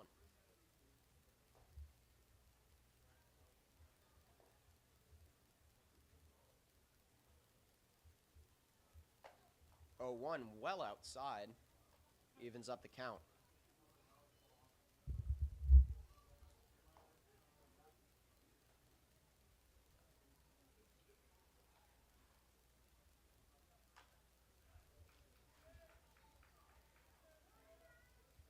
Make that 2 strikes now for Stalemate. Correction, that's Berg. So Larson grounds out. That brings the top of the order around with Berg here, working with 2 out, working with 2 strikes and 1 out. Sidewinding pitch bends its way inside, and ball 1.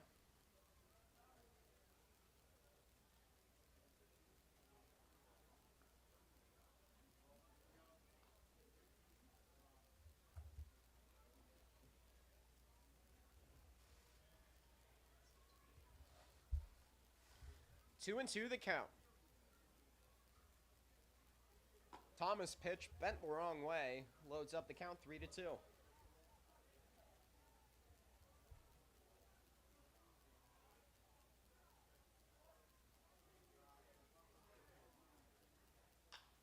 This one hit hard out into right field. Galvan gets under that one, no problem, puts the second one away. Now batting for the Waves. Second base. And that California night sky is getting dark enough to where the outfielders are going to be able to see fly balls that are in the air and feel a lot more comfortable than about 20 minutes ago when that sunlight and mixed with the nighttime sky makes it extremely hard. And in fact, we saw players lose a baseball yesterday in the sky. So fortunate enough for Galvan that that fly ball didn't come about 20 minutes ago. First pitch goes for ball 1.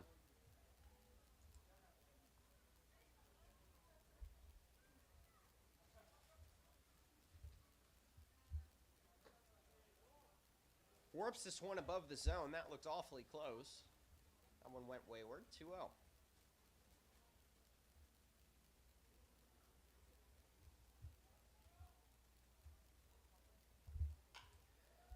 This one chopped off the ground. Taylor corrals it. Throw back to first. On a rope. Beat him there. Puts an end to the top of the 5th. Riptide still down 2. More to come. To the top of the 5th inning, the score remains the same.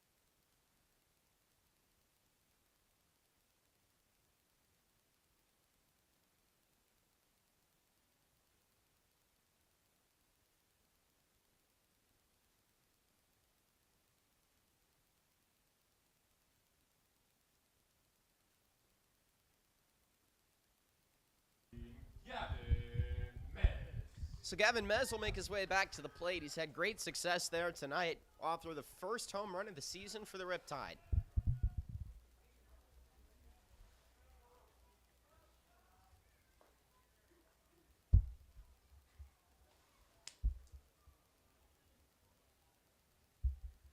Nick Schoonover, the new pitcher on the mound for the Waves. He's a junior, undecided about where he's going to play his college ball.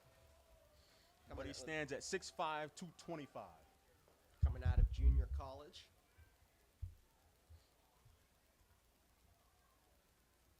Here's the 1-0. Bends inside and immediately making contact is Gavin Mez. His stellar night continues. So from home run to a base hit now. He's putting some juice in the Riptide bats. Now batting, first baseman, number 8, Blake Penzo. Now Blake Penso will step up to the plate.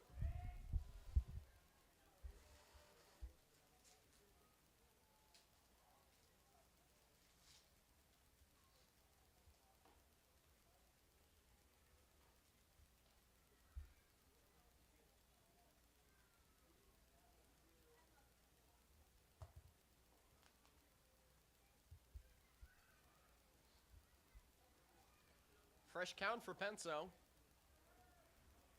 Mez taking his lead off first. This one bends away and Mez is off to the races.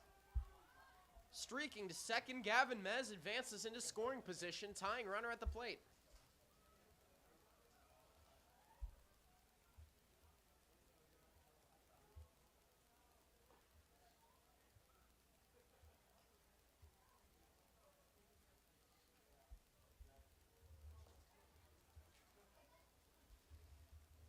One of the count. This one hit hard out into left and into foul territory.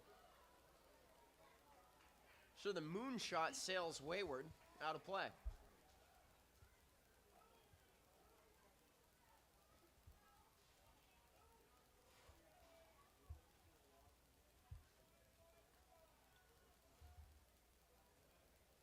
Blake Penso is an avid fan of chicken fried steak. Hits this one hard. Talk about chicken. And it won't drop, and it'll go right into the glove of Berg, and that'll put one down. Pinch hitting for the Riptide, number 27, Nathan Manning. So Nathan Manning will get into the game. He started yesterday. Showed off the range in the outfield. He's hitting for Emilio Rosas, who was 0 for 2 on the day with a strikeout, swinging on 3 pitches, as well as 1 for 2 on the day, as he had a single, but he also struck out in his first at bat. But Coach Brown's deciding to go with the more favorable left-handed hitter in this situation. Runner on scoring position for the Riptide. This one breaks inside. Even count.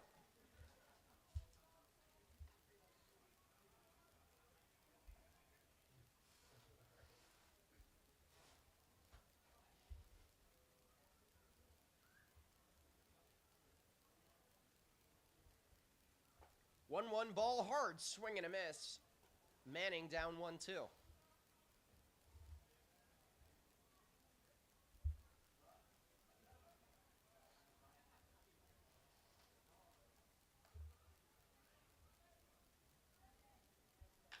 This one bounced off the dirt into the glove of Hio. Throw over to first. And they'll say he's safe. The catch was bobbled, and the corners are loaded. Riptide in pristine position after an error like that. Now batting, What goes around comes around. Riptide getting the better end of the error. center fielder, number 25, Spencer Servin.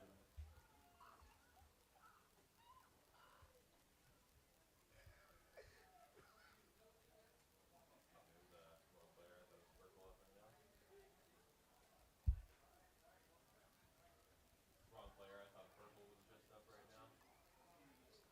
So the umpires are going to discuss that call, whether he bobbled it or held onto it. Initial call was safe. Umpires having their first press conference of the game. And they're going to stay. He's safe. So the call stands. They'll say he's safe at first. Runners on the corners for the Riptide. Now all of a sudden they're in even better position. Spencer Servin up to bat with 2 on.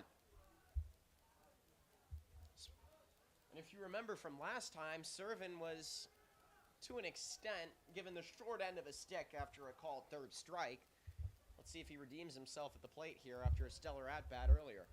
We'll see what Coach Brown decides to do. Of course, runners on first and third with 1 out here. You don't want to get into a double play, so Nathan Manning's going to go on the first pitch. And Manning's on his way to the races, but he'll retreat to first.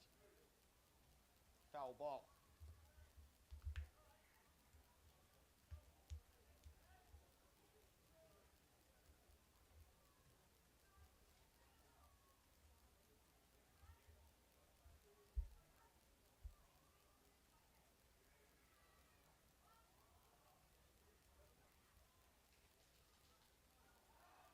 Throw over to first on the pick attempt. Not there. Still 1 out.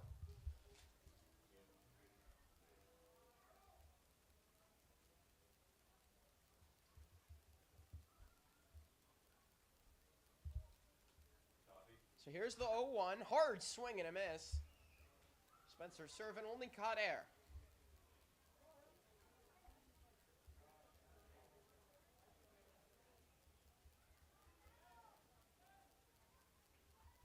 To the count with 1 out. Corners loaded. Copy that.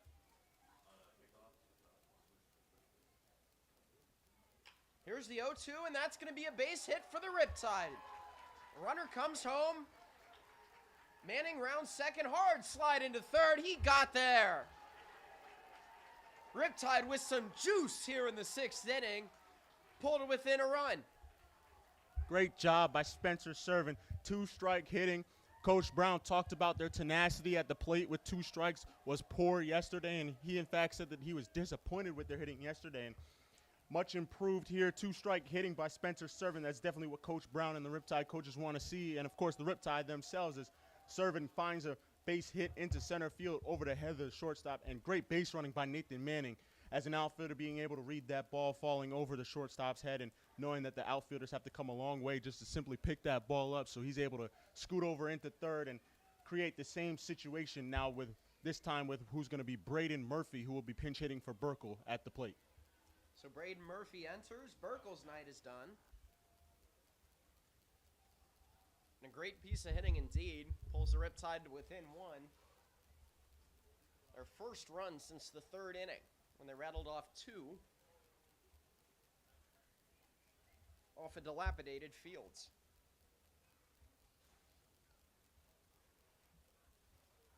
Pitching for the Riptide, number 12, Braden Murphy. So Murphy transferred out of UC Irvine from Cypress, California. Now he's with UNLV. Said yesterday before the game, I had the chance to talk with Braden. He said if he had to rate his performance yesterday, he'd give it an 8 out of 10. Just wants to hit better, but says his reads in the field were solid.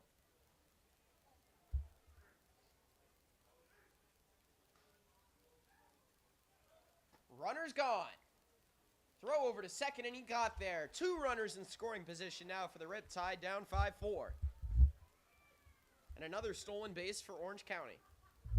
And that's a great job by Spencer Servin to go on that first pitch and steal that bag. Of course, an outfielder's got good speed, and he's able to get into second base and create a great situation for Braden Murphy now, as the Waves are going to bring their infield in. So all Murphy has to do is hit a hard ground ball to the right side, and he'll get the job done and be able to move Servin over to third as well. So that'll even up the count 1-1. And this is shortstop Braden Murphy at the plate.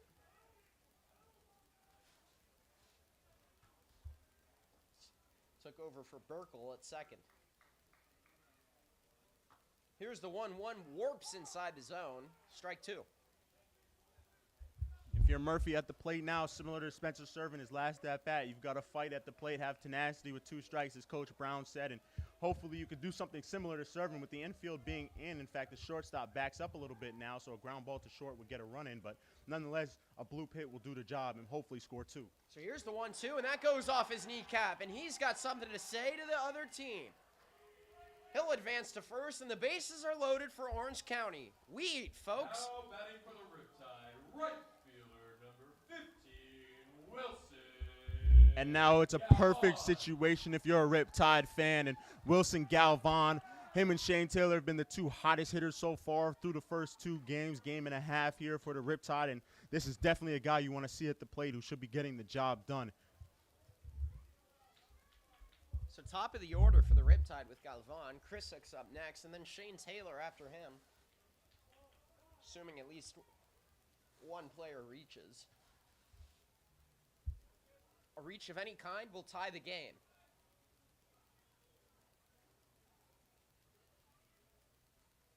Orange County has out-hit San Diego 8-5. This one threads the needle inside the zone. Strike 1. Schoonover's been able to locate with his fastball, but so far in terms of pitching on the inside part of the plate, he's missed his pitches on the inside part of the plate too far in. So we'll see where he decides to go. If you're Galvan, look for stuff away. Here comes the 0-1. This one takes a bounce off the dirt. Play at home plate. What are they going to do it? They're going to call him out. So the runners advance. Base is still loaded with 2 outs, but no runners will score. Riptide still down 5-4 now with 2 outs. So no better hitter you'd want at the plate right now than Austin Krizik batting out of the 2 spot for the Tide. He'll look to put Orange County back up.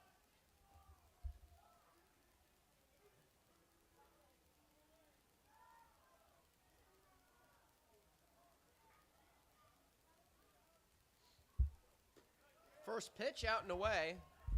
Ball 1.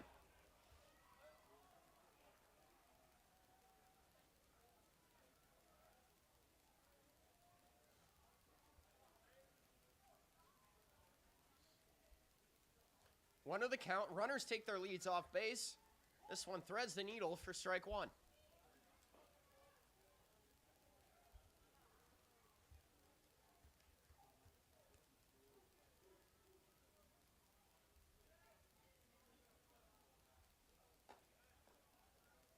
Ball 2.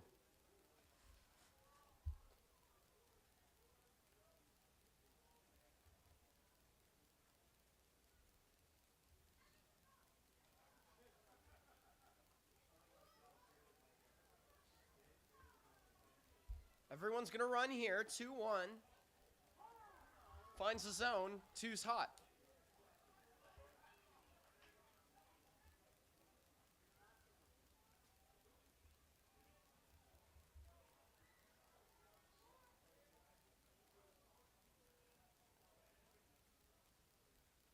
Krizik from Las Vegas, Nevada. There's a moonshot. Deep out to left. This one's at the wall.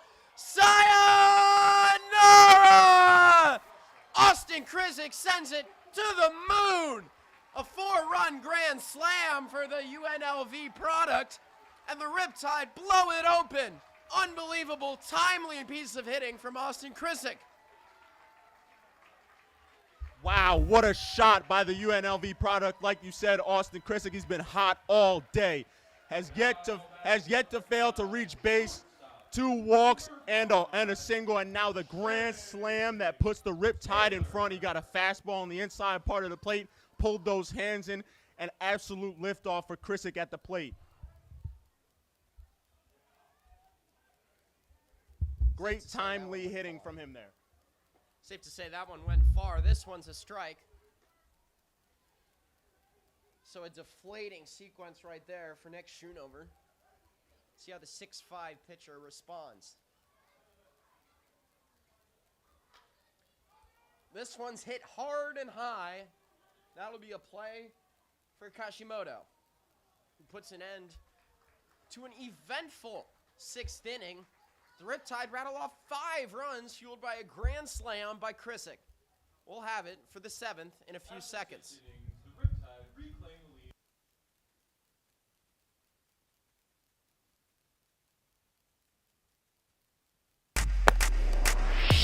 Hi, I'm Michael Lorenzen, professional baseball pitcher. To keep game ready, it's all about practice, practice, practice. At the Irvine Auto Center, it's all about location, location, location, where the 5 meets the 405 at Lake Forest Drive. So, if you want to turn the search for your next vehicle into drive, go see the team at the Irvine Auto Center. Turn your search into drive, where the 5 meets the 405 at Lake Forest Drive.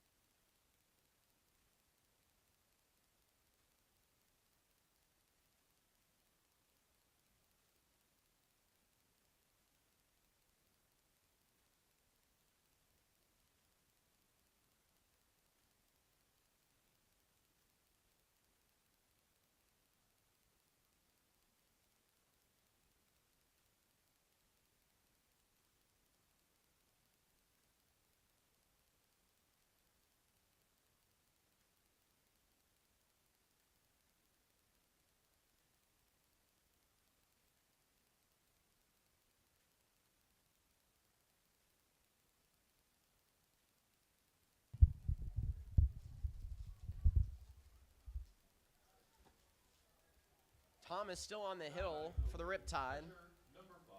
That'll bring Lindemann up to the plate for the Waves. Looking to answer the call by the Riptide here on the 7th. This one's hitting to the gap in center field. That'll go right to Servin, who will hold him up at first.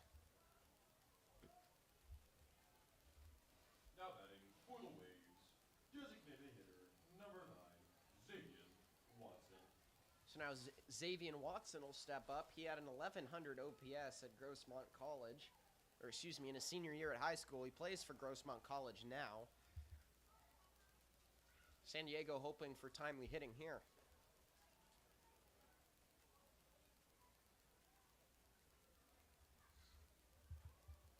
Here comes the first pitch inside, ball 1.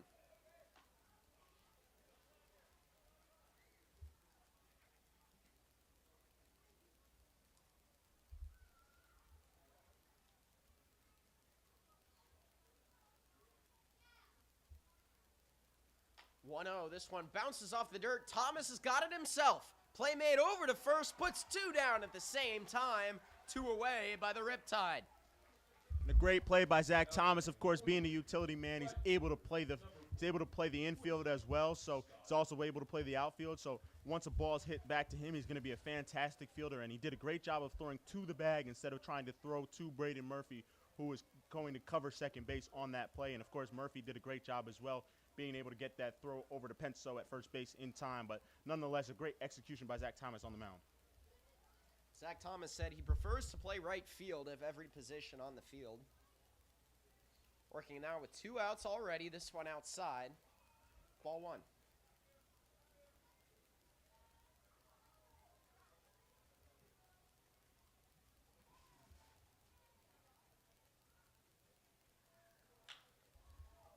This one shoots into shallow right. Throw over to first. Puts an end to the 7th inning, and to the stretch we go.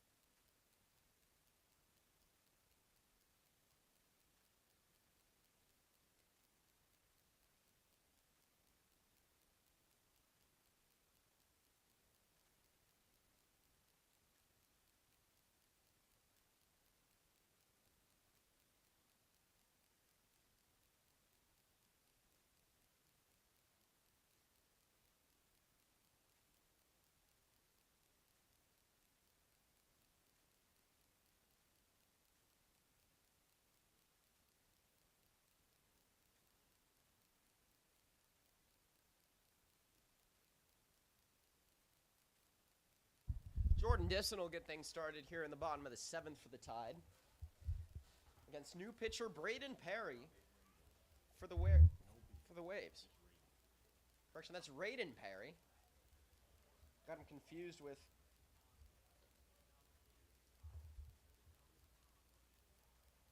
the other Braden on the Riptide. Got him confused with Braden Murphy. Nonetheless, here's the 0-1. This one hit on the ground into right. That'll be a leadoff base hit for Jordan Disson.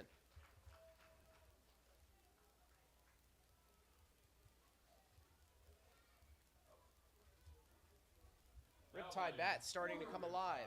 Catcher number 18, Gavin Mez.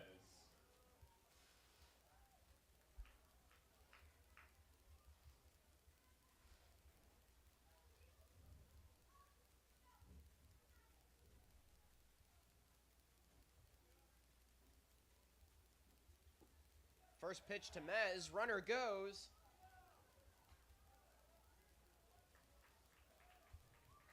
And Disson safe at second. Third stolen base of the night for the Tide.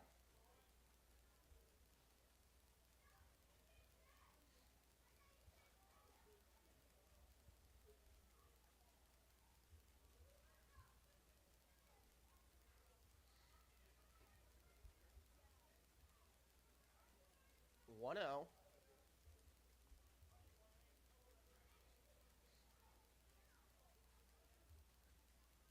Here's Mez.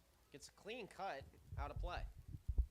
Mez still going to be looking for a pitch to hit here in a 1-1 count. Of course, kid who plays at UNLV with a couple of teammates on this team, but looking to hit a ball to the right side of the infield and move the runner over.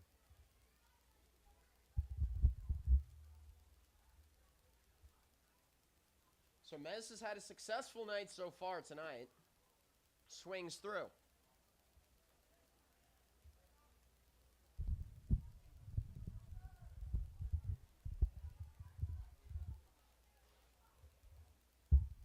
Gavin Mez said his go-to meal would be steak and lobster from Fleming's, a place over in the south, I believe is what he said. But nonetheless, steak and lobster sounds like a heck of a meal, Colin. Yeah, it sounds like something you could get at, what's that place called? Red Lobster or whatever. Do they serve steak there?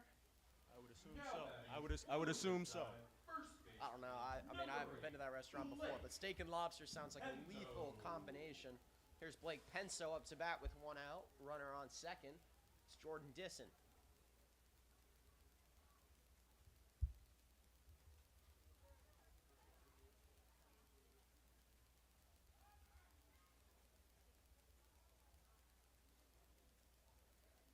Perry backs off.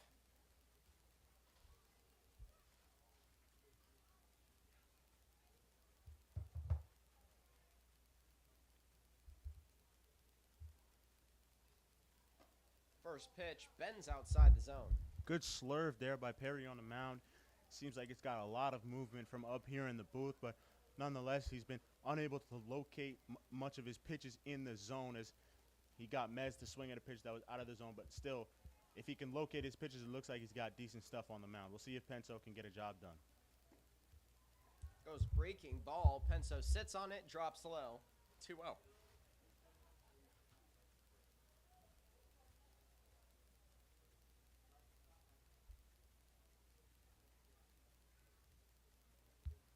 Third inning in a row that Penso's at the plate here, flied out to center last inning and hit that double to the wall back in the 5th inning. This one takes a bounce into the glove of Same. Throw over to first, puts another one down, 2 away. Now San Diego. for the Riptide, second baseman number 7. Nice play by the third baseman over there, like you said, Same, as he was able to go into a bit of a dive there as he went to the ground, but able to get up in time, understand his runner there, which is very important as an infielder when you go to the ground when fielding a ground ball, that you know who your runner is and how much time you have. And so he was able to set his feet instead of throwing from one knee. So good play right there and brings it up to 2 outs. First pitch out and away. No, that found the bottom corner, strike 1. And this is Gavin Hamovitz, who came into the game after Nathan Manning pinch hit for Emilio Rosas. He was playing second base last inning as they put in Braden Murphy at shortstop after he pinch hit last inning as well. So this is Hamovitz's first at-bat of the game. Hamovitz quickly falls down 0-2. That bottom corner is lethal. And Hamo was one for 3 yesterday with a walk as well.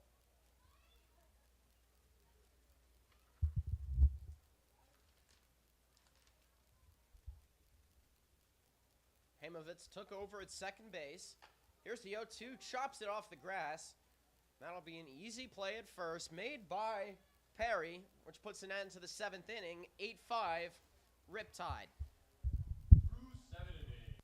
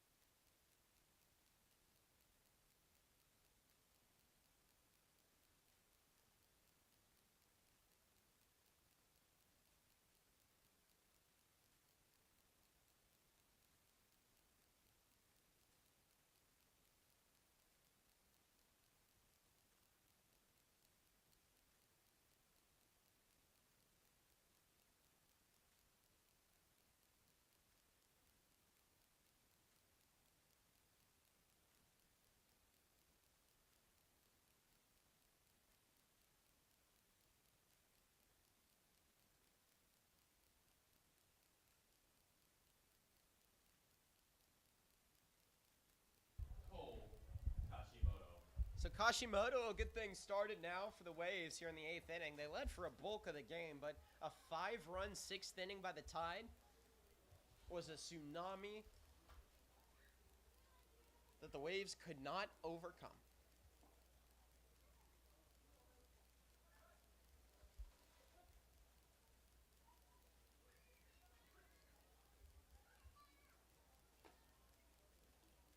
Kashimoto sits on pitch 1, takes ball 1.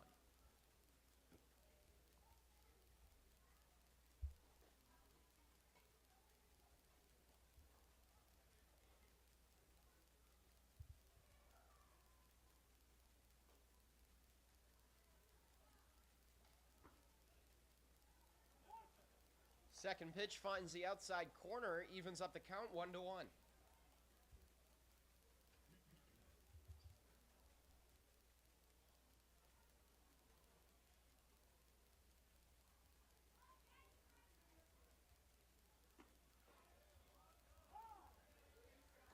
Strike 2.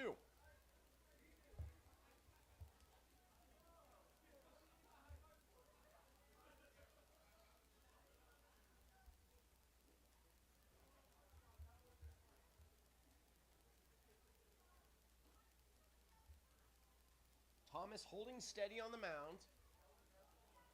Getting extended work here. This one cut back out of play. Still 2 strikes.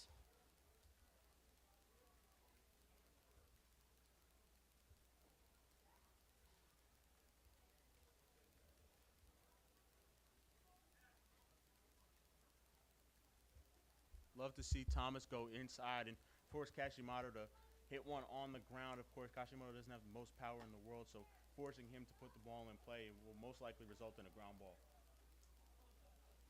So that evens the count 2-2.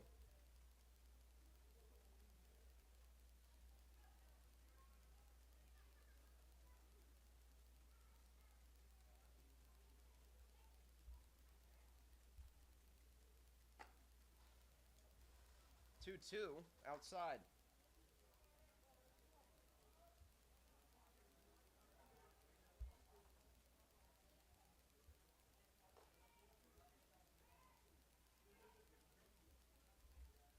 Carabajal is warming up in the Riptide bullpen, number 47 for the Riptide. So we'll see if he comes in if Thomas gets into trouble. So Thomas, right on cue, commands a swing and a miss from Kashimoto. Now That puts batting one for the down. Braves, third baseman, number 4, Phoenix Somay.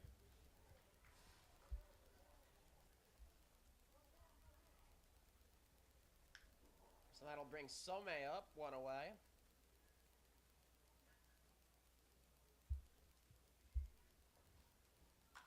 First pitch gets a clean cut. That'll be a Get there.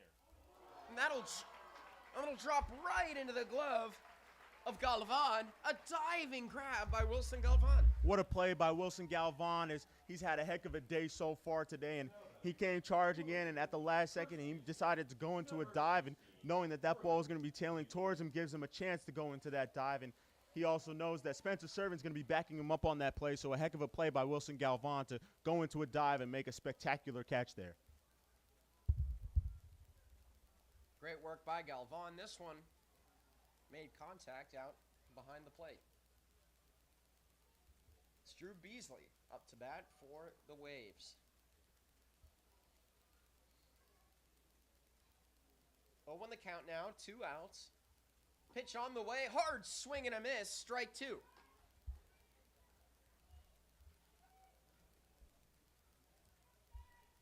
Zach Thomas is sitting on an orange heater.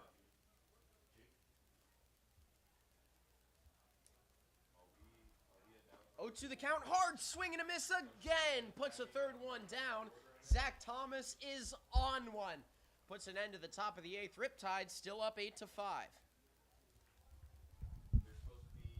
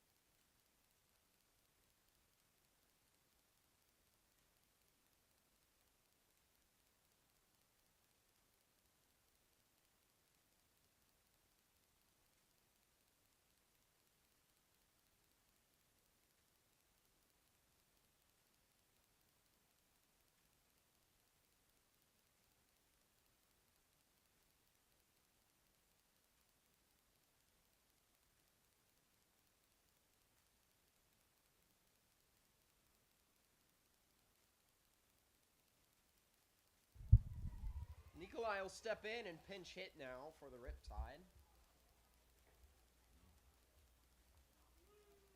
Braden Murphy will follow him.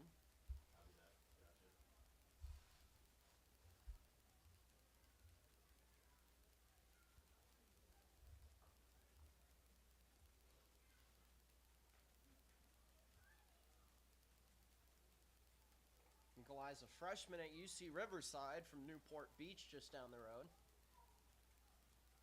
First pitch on the way, right down I-5, strike 1.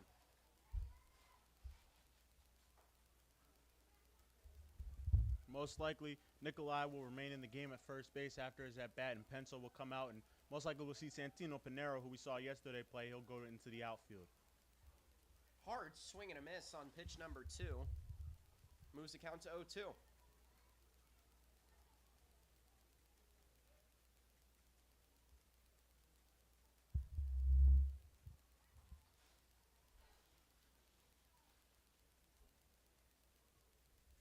Oh, 2 on the way. Hard cut into foul territory. Count remains.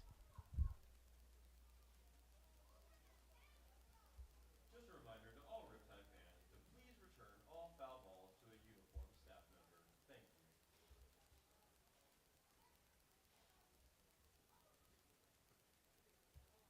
you. 0-2 gets by him.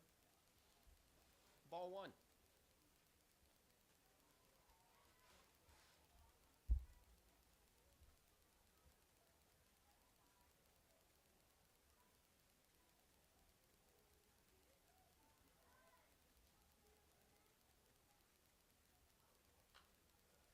Nikolai hit .302 this past year with 48 hits and 28 RBIs.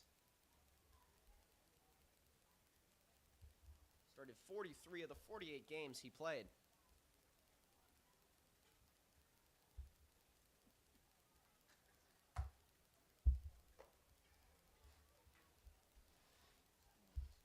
And that goes by him for strike 3, puts 1 down. Now batting for the Riptide, the shortstop, number 12, Brayden Murphy. Murphy into the game now.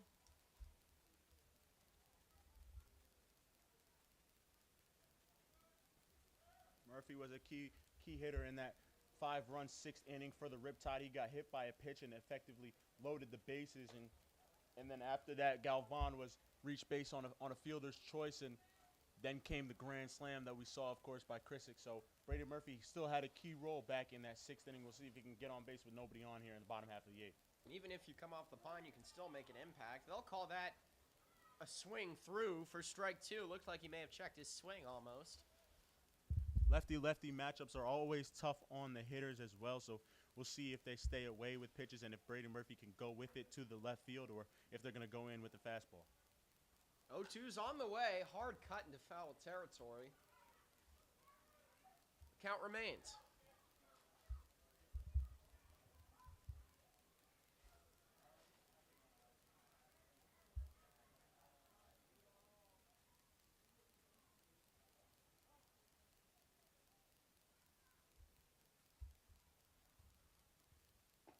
Here comes the 0-2 below the zone, ball 1. That's a great take by Brady Murphy. When you foul a bunch of pitches off and in that bat, you tend to get swing happy. And so to be able to have that patience at the plate and take that pitch down in the zone is a great job by Brady Murphy. Here's a 1-2 and a hard swing and a miss for strike 3. And a great slider there by Dunaway on the mound as he's struck out the first 2 batters this inning, Colin. But, of course, like I said, those lefty-lefty matchups are always harder on the hitter than they are on the pitcher. So that slider after a changeup down from Dunaway is always going to be a hard pitch, and Murphy just wasn't able to get enough of it. Top of the order now for the Riptide, Wilson Galvan out of McKinney, Texas. Start things off with 2 outs. First pitch on the way. Here's a deep hit out into right center field. And the Waves will get under it to put 3 away. So we head to the top of the 9th. After 8 innings, the Riptide lead the Waves.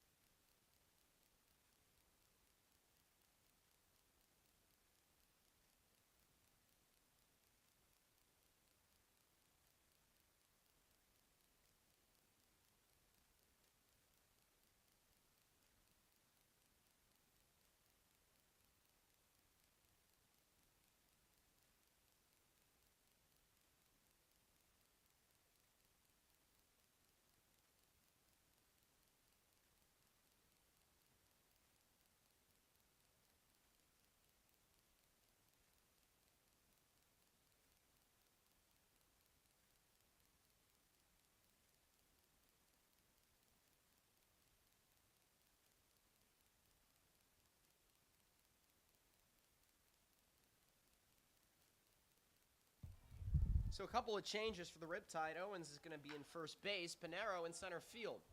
This one hit foul. Strike one. And on the mound is Noah Carbajal, making his first appearance for the Riptide this year.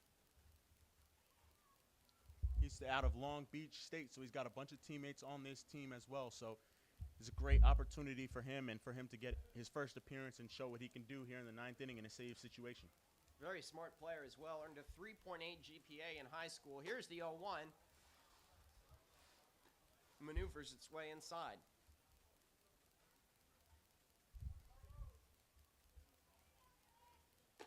1-1, Sills up and away.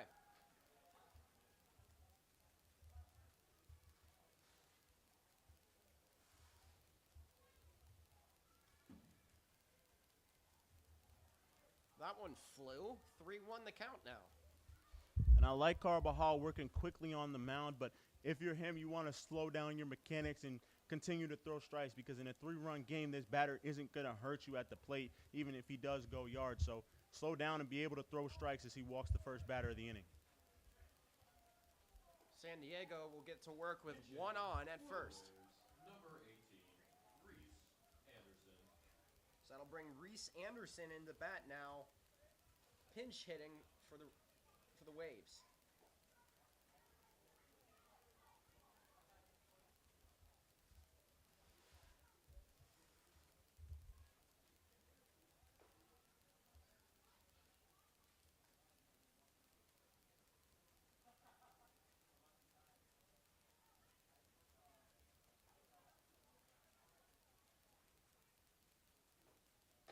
One on at first.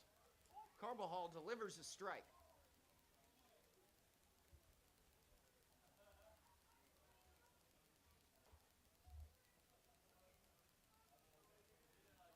Here's the 0-1, tipped backward off the face mask of Mez. And Carbajal on the mound, he's got a live fastball. You can really see it from up here in the booth, and especially from that behind the plate angle that you guys are getting at home. So it's definitely something that's going to be effective if he can throw for strikes, and hopefully he can get some weak contact on this fastball and see if he's got any off speed coming up in this at bat as well. Here's the 0-2, goes right back to the fastball. That'll be ball one.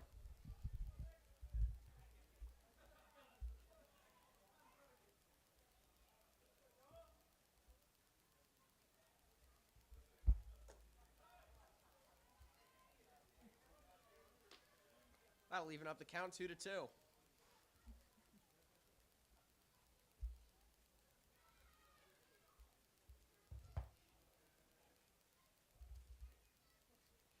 Here's the 2-2, goes right off the spinal column. That'll walk him to first.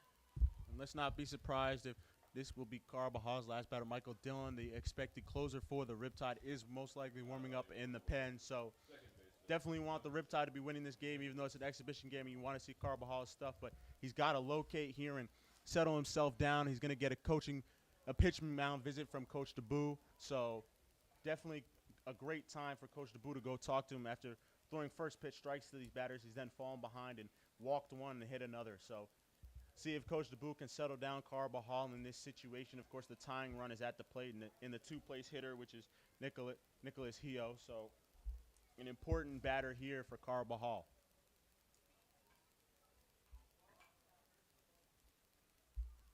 Riptide on the verge of their second consecutive win. Have to finish the job, though. They're up to 8-5, and they've out-hit San Diego 10-6 so far this game, each team with a pair of errors.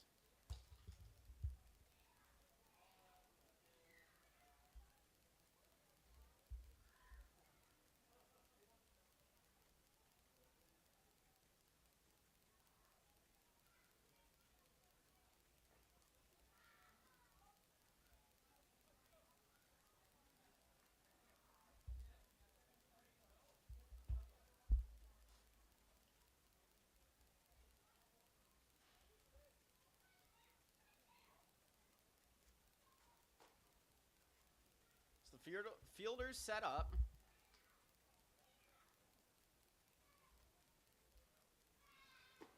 It looks like Carbajal will finish the job. No outs yet.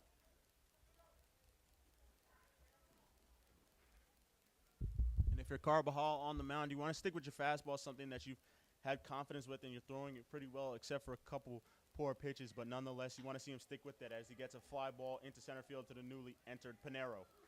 That'll put one away. Riptide do a good job holding everyone in place. 2 more will do it.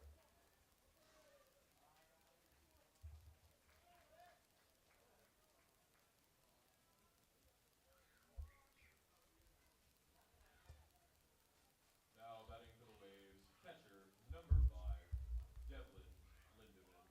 So Lindemann will step up to the mound next. 1 out for San Diego. Runners on first and second. Pitch on the way outside the outer edge. Ball 1.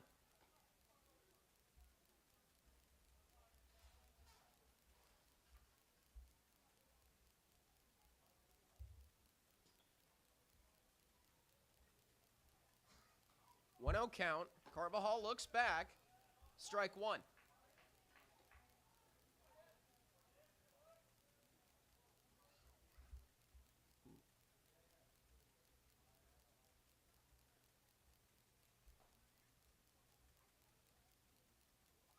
Carvajal 1-1, clean cut out into foul territory. 1-2.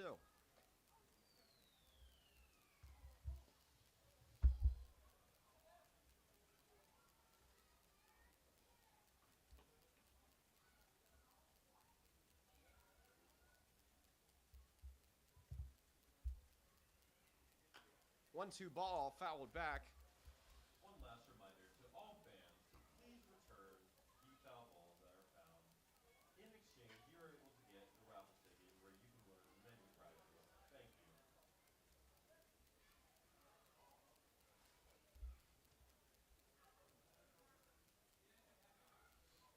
1-2 the count, 1 out. Carvajal commands contact. That one's hit out of the way. Still 2 strikes.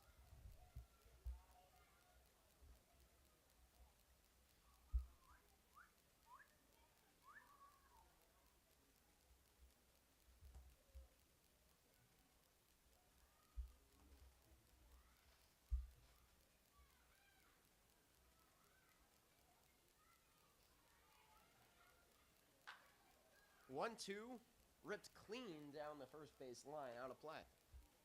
Be interesting to see what Carvajal goes to on this next pitch. 3 straight fastballs been fouled off by Lindebaum.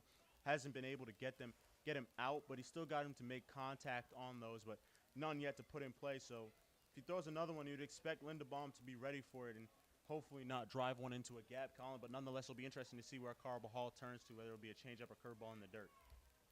Yeah, you know, you certainly want to get one in play and get it off the dirt with 2 on and tags possible. That one goes off the pitcher. Riptide recover, throw over to first, not there. The runner's streaking home. This ball's out of the way. Another one's going to score, so that's going to put 2 more runs on the board all of a sudden. The Riptide are not out of the woods yet. Carvajal says he's fine. After that play, he looked back at his catcher, Gavin Mez, and says, I almost had it, but nonetheless, I think he's going to be all right. But Coach Tim Brown is going to take him out of this ball game, and he's going to bring in his everyday closer now, Michael Dillon. So looks like it might be Carvajal's day being done, but it's good to see that he's all right, and that ball did indeed hit his glove, it looked like. So 7 runs on the board now for the Waves, and all of a sudden, it's a close ball game.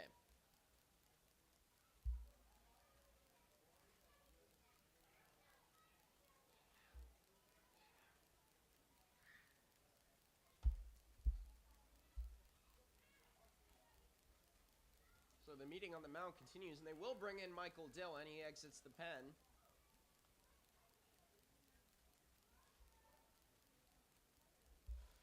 Closing time for the Riptide.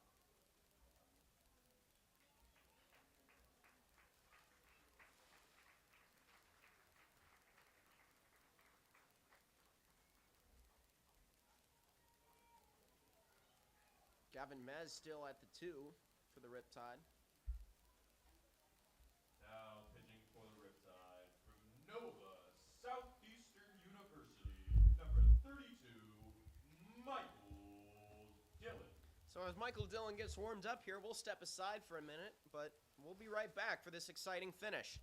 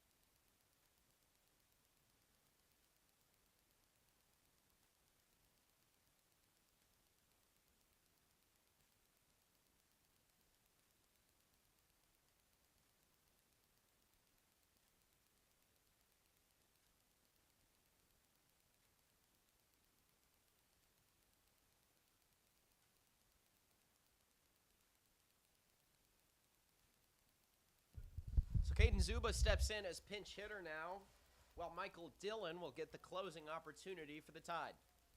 Michael Dillon was a closer at Nova Southeastern after transferring from Xavier University. After 1 year, he throws a fastball, slider, curve, and in the scrimmage, he said that he couldn't get a mix for his off-speed pitch, and so he's going to rely on the fastball most likely here today. Hopefully he's got a better feel for it as he throws strike one there. An absolute laser finds the back of the zone. 1 out still for the Waves.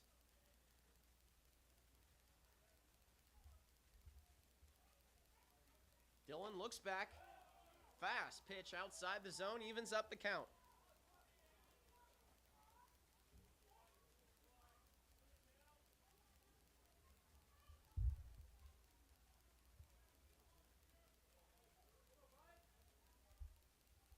One's across the board. Dillon threads the needle, brings it up to 1-2. Reminder to everybody at home, after that disaster of a play, after the throwing mistake by Clayton Owens, the tying run is on second base here with 1 out. So Zuba up at the plate, Quincy Scott on deck. They're looking to tie up this ballgame here in the top half of the 9th inning. This one takes a bounce off of Mez, and look out. This one's back of the net. Hard turn at third. He'll stop there. So a runner, all of a sudden, Riptide holding their breath. Up a run. And the infield will come in now as they try to cut down that run, but also when the infield comes in, the outfielders come in as well because you don't want any shallow pop-up going over, shallow pop-up / blooper. Got my words mixed up there, to fall over the head of the infielder. So the outfielders come in as well, hoping to cut down those kinds of hits. Well, the Riptide better hope that ball plops into their glove. There's a wild pitch to Mez out and away. It's not the worst thing. If you put this runner on, you'll have a chance to turn a double play. But if you're Dillon on the mound, of course, you want this strikeout so that your infield can back up and you'll have the most range possible for them. Full count here for Dillon. This one chipped foul, out of play. We saw Zuba kind of back off the plate on that last swing, and Dillon's been able to get the fastball on the outside corner, so I'd love to see him go back to that to get a strikeout here. His off-speed pitches have been in the dirt so far today. Full count pitch, low and away, and he walks the batter. Corners on for the Waves. Now batting for the Waves, right fielder, number 40, Quincy Scott. So Quincy Scott comes up to bat, and all of a sudden Michael Dillon's got even more work cut out for him here with only 1 out down. Yeah, and if you're Dillon on the mound, going away with the off-speed, if you can locate it just off the edge of the plate, will be great pitches to Quincy Scott here, but you want to get fastballs in so that he can't extend his hands where he's at his most powerful position while hitting. So you want to get fastballs in on his hands. He goes right to that fastball, puts it right in there for strike 1. Of course, he'll also be looking to throw pitches down in the zone, trying to induce a double play. as the infielder, middle infield backed up. Taylor at third base, still in at the corner. Runner takes his lead off first, and he's going to go. That'll be strike 2. Now it'll be interesting to see if the infield moves halfway now, because with the infield all the way in, a base hit will most likely score 2, but they're going to move all the way in and try to cut off this runner at the plate. That's what they'll do. And he checks his swing. That'll be ball 2.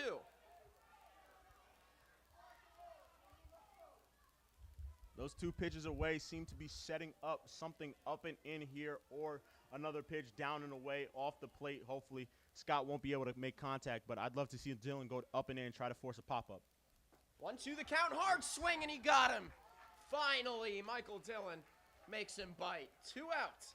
And Dylan's best 2 sliders on the night and of the season so far came on those last couple of pitches to Quincy Scott, as he was able to strike him out in a big situation. Now the outfielders can go back to their slightly normal depth, a little bit shallower than normal. You don't want anything to fall over the head of the infielders, but the infielders, more importantly, can back up to their normal depth and have the most range. Well, Taylor's over there. He's shifted inward. Cut off the run there. That one's fouled away for strike 1. Friendly remember to all Riptide fans to please return the foul balls to a uniform staff member.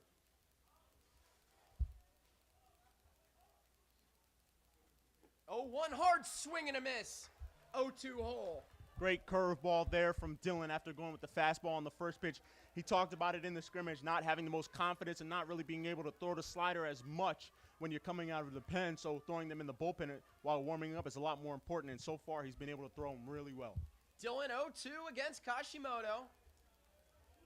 No dice.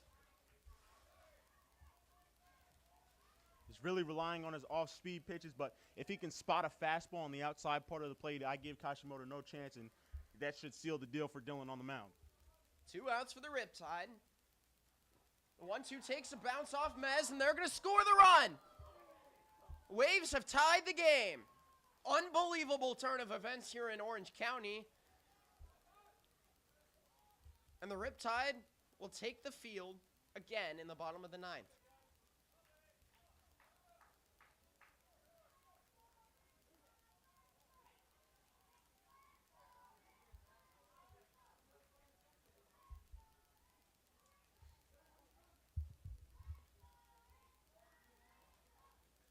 Twos across the board. This one hit high. The play is there for Taylor if he makes it. Comes off his line, and he's got it. So we head to the bottom of the 9th, tied at 8. Decision time for Orange County in a few seconds. We'll be right back. The Waves tie the game.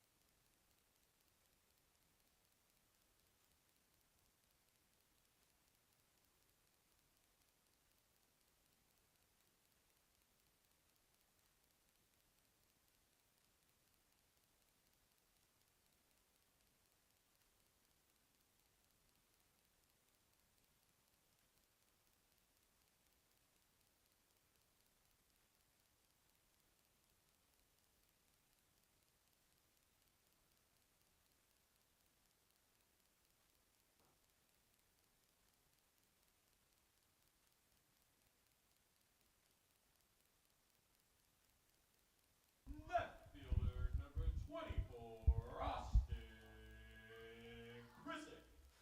So with the bases loaded earlier, Austin Chrisick delivered a moonshot to expand the Riptide lead, give them a 3-point lead on that 4-run grand slam. Now, can he answer again here in the bottom of the 9th?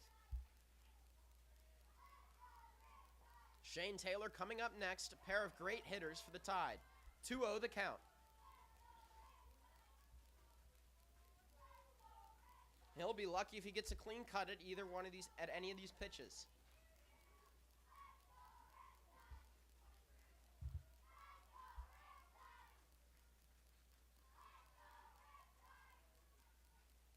(2-0) on the way to Chrisick, finds the zone.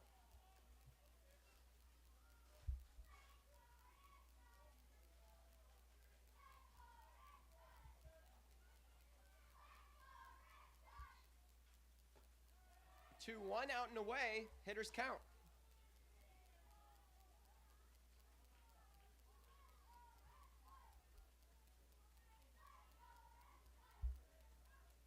Chrisick sizes up the pitch, 3-1, works inside, ball 4. Now, batting for the Riptide, the third baseman, number 5, Shane Taylor. So Chrisick walks, doesn't even get to get a cutoff. That'll bring Shane Taylor up to bat. Mostly a contact hitter, but has no shortage of hits in him.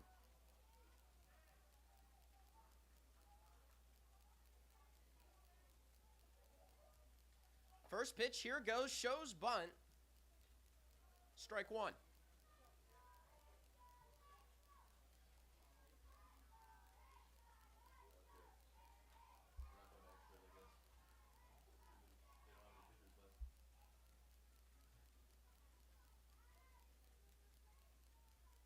Waves are out of pitchers. No one in the bullpen warming up. This one goes low and away to even up the count at 1-1.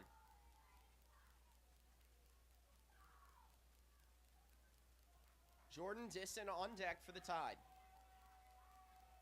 Chrisick takes his lead off first base. Pitch out and away, 2-1. Should this count go to 3-1, I'd love to see Chrisick go in motion and Shane Taylor have an opportunity to hit a ball to the left side of the field, because left-handed hitters, it's always harder to pick up those left-handed pitchers on the mound. So would love to get Shane Taylor an opportunity to hit a ball to an open gap.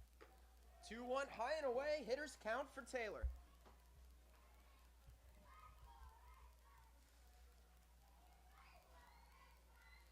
Again, would love to see the Riptide send Chrisick in motion and Taylor hit a ball towards the shortstop hole.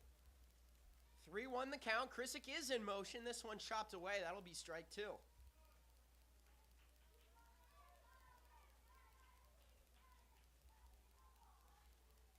Still no outs for Orange County. Trying to rattle off a run here, bottom 9. 3-2 now. We'll see if Coach Brown sticks with his method of being aggressive and putting the runner in motion, giving Chrisick a chance to steal a bag. Full count for Taylor, the St. George native. Chrisick is in motion. Here's a deep shot out to right. And the ball dropped. So that'll be a base hit there for Taylor. Chrisick thought that one was going to be caught, but it dropped. So Chrisick hustles back to the dugout. 1 down. Yeah, and as a base runner, when you're stealing, when you hear the crack of the bat, you're supposed to pick your head up and stop where you are, because you never know where the ball is going to go. And Chrisick heard the calls of the coaches and players saying back, back, because the ball was in the air. But knowing that the second baseman was covering, that ball landed right where the second baseman was, and he would have had a chance to get into second base, or at least make that play closer. So tough sequence there for Chrisick. This one, foul tip. Designated hitter, number 14, Jordan Disson.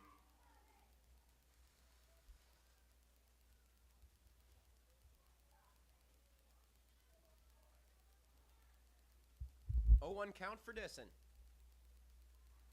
Pitch on the way, well outside. Even count.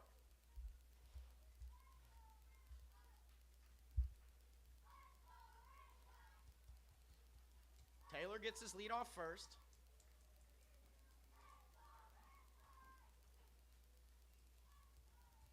One ball on the way. Tipped back out of play, 1-2.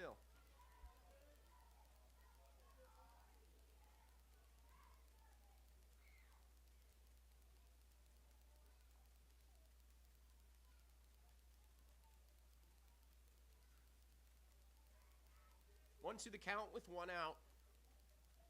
Pitch on the way. Fouled out of play.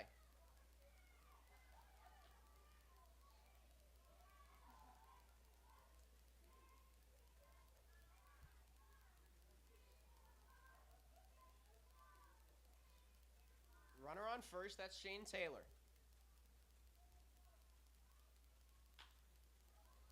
This one grounded towards second. That could be a double play. Throws on the way, but he's safe at first. The Riptide live on.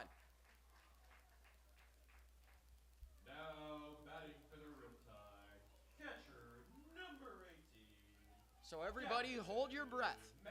He's the author of the first home run of the season for the Riptide, Gavin Mez. Let's see if he has some magic in him with 1 runner on at first. Yeah, and Mez here with the left. He's got to think left, center, and center towards the line and left field, because unless he gets a pitch on the inside part of the plate, it's going to be harder for him to pull this ball down the line. First pitch, bends inside the zone, strike 1. Mez also was unable to block a couple balls back in the top of the 9th inning, so he definitely wants to make up for those miscues and maybe a little bit of lapse of concentration, even if they were tough pitches, as he rolls over to second. Bounces the 1 in the dirt, and we will go to extras, tied at 8.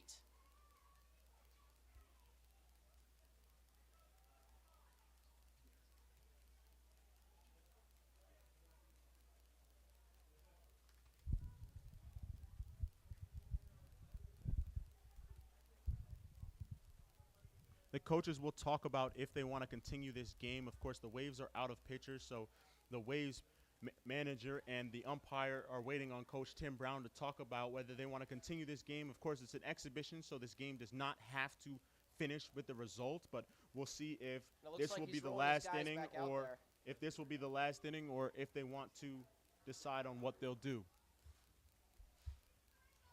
Of course, Tim Brown and the Riptide, we have plenty of players and we're capable of continuing this game, but if the Waves indeed are on their final pitcher that pitched in this last half inning, we'll see if they want to make this 10th inning the last and final inning, or if they want to play until a winner. They're talking it over now. It looks like the Riptide are out warming up. We'll see what they decide.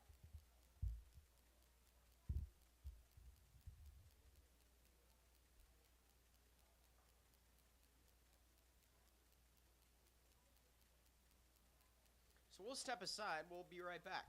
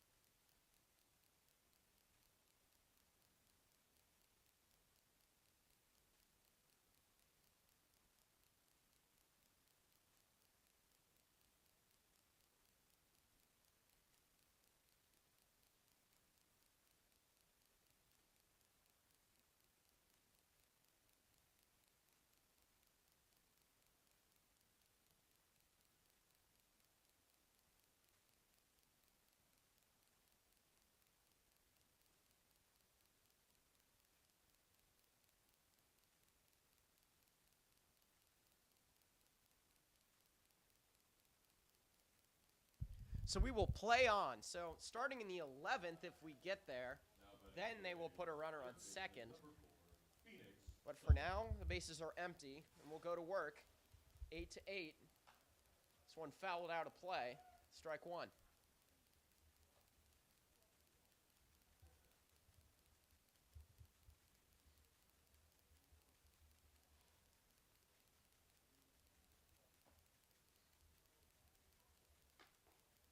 1-1 stores away. I'll be 1-1.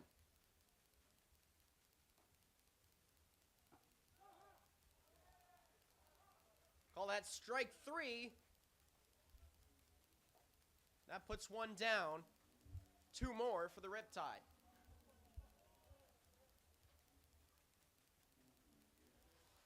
Now batting for the Waves. First baseman, number 16, Drew Beasley. Drew Beasley now at the plate for the Waves.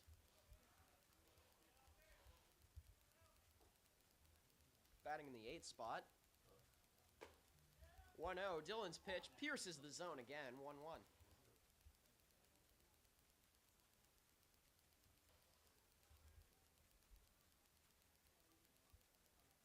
1-1 ball. Back tapped. Strike 2. That was a great curve from Dylan out there on the mound. He seems to have found his stuff. He did last inning, although he spiked a couple of them and resulted in wild pitches. But nonetheless, it seems like he's found his stuff, and he's set to be the person who he really was at Nova Southeastern. There's another one down in the dirt. A great pitch again. No call that strike 3. So back-to-back Ks for Michael Dillon starting to heat up.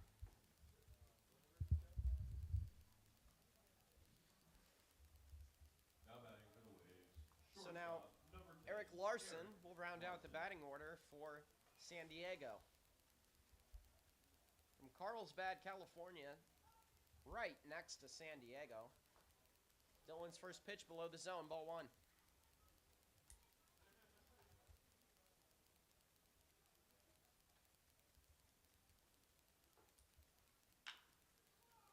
This one tipped down the third base line, and that'll be easy pickings for Taylor.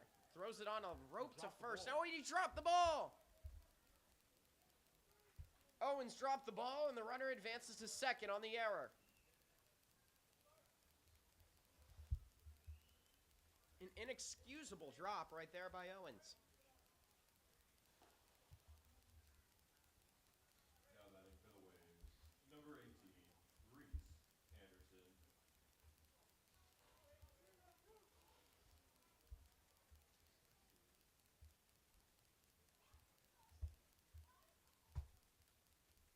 A sloppy play continuing for the Riptide. Dylan peers back. This one well off. And look out.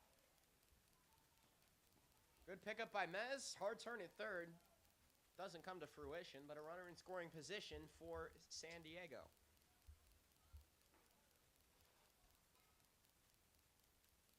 It's a 4th error of the game for the Riptide.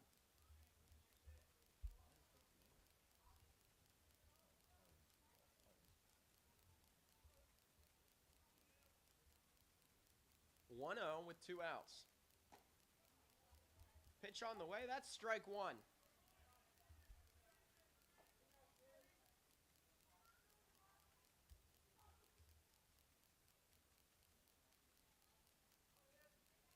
Here's the 1-1 foul tipped. 2 strikes.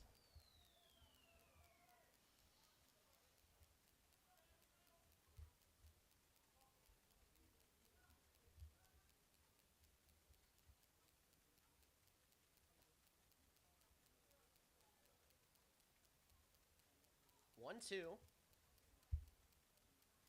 Dylan looking to make this his last pitch. Bends inside and above the zone. 2's hot.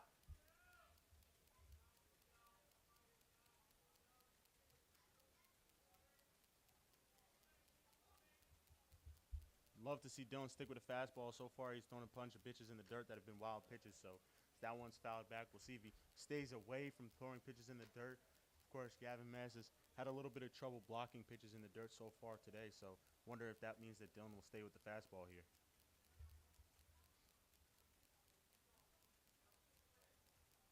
Mez returns to his stance behind home plate. This one skied in the air, and that could be a play for Mez. And he does. So we'll head to the bottom of the 9th, tied at 8 runs apiece. More Riptide action in a few moments. Score remains the same. 8. And what'll be the 10th inning. So more Riptide action in a minute.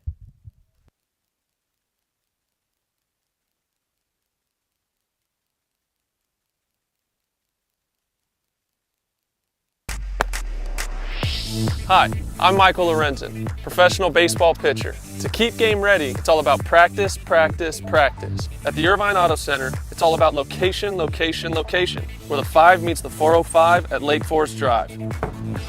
So, if you want to turn the search for your next vehicle into drive, go see the team at the Irvine Auto Center. Turn your search into drive, where the 5 meets the 405 at Lake Forest Drive.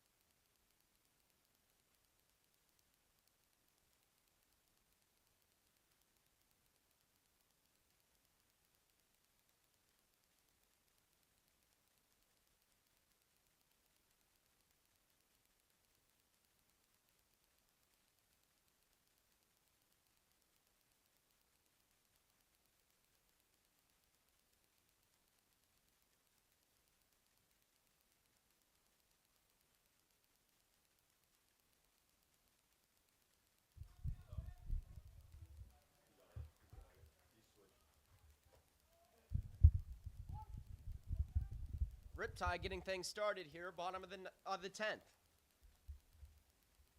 for the Riptide. First extra innings game of the year. Owens. Here's Owens, hard swing and a miss, strike 2.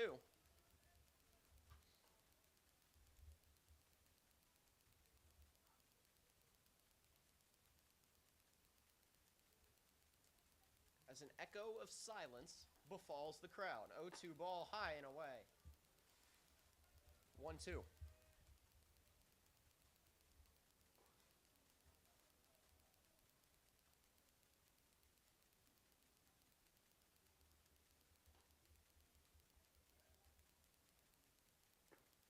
Knotted up at 8-8. This one outside, even count.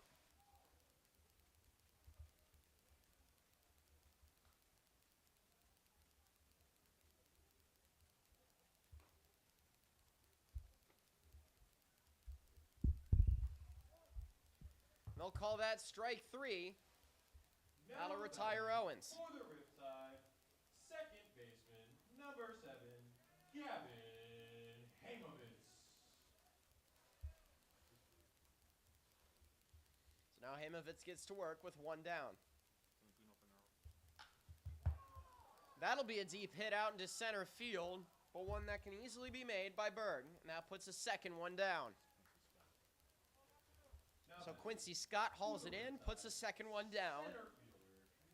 That'll bring Santino Pinero to the plate.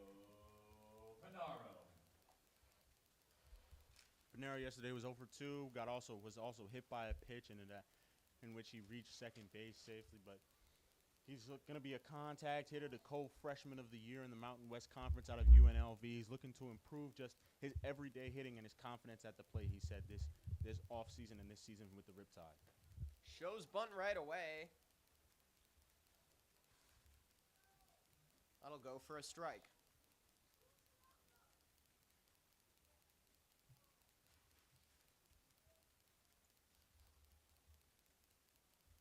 One 0 pitch on the way. Pinero rips one down the line. This gets by the fielder.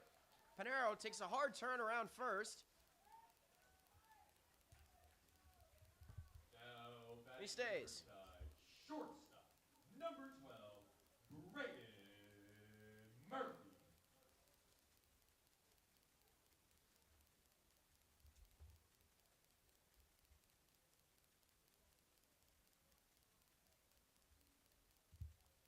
Murphy now getting to work with 2 outs. Runner on first, that's Pinero. Timely hitting from Pinero. Pinero's on his way. Throw up to second. Pinero slides and beats him there.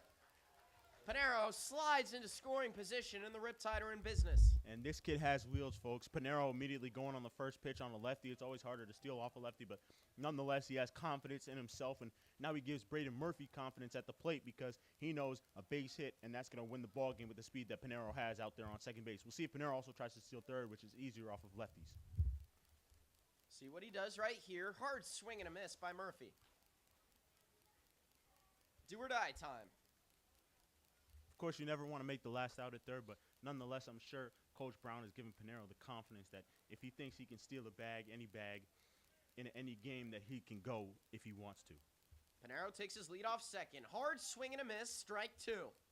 Back-to-back sliders there to Murphy at the plate, and we'll see if they go back to that for the third time in a row, and if Murphy can make an adjustment at the plate and just stay back on it and drive it towards left field. And should he do so, like I said, Pinero will be scoring from second base on any kind of hit to the outfield.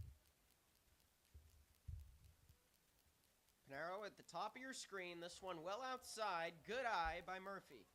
2's hot.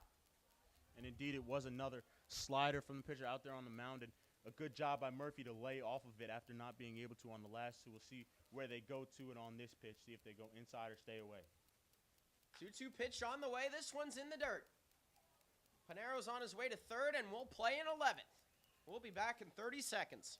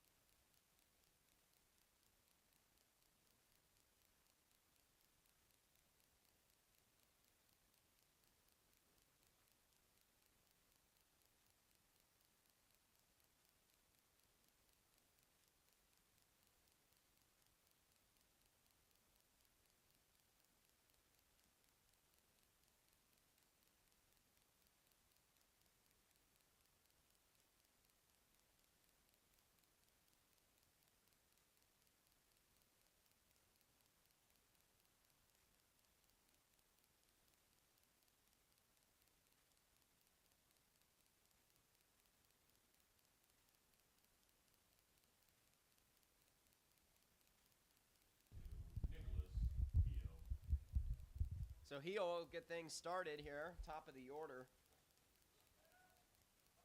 No, that'll be in the 2 spot, excuse me, Nicholas Hio, the second baseman.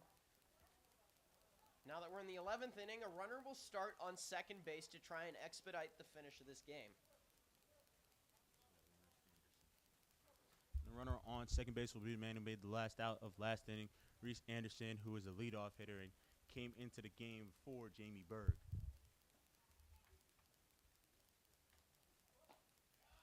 Bunt shown right away by Hio.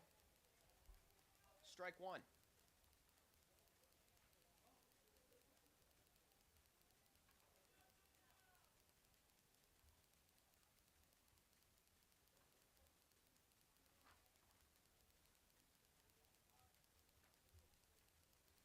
Dylan Pierce back at second. Another failed bunt goes out of play.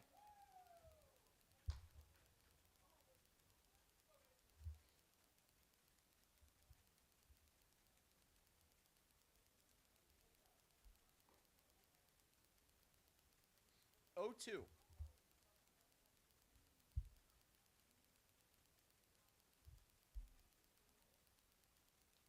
Dylan pitch on the way, bends outside the zone, ball 1.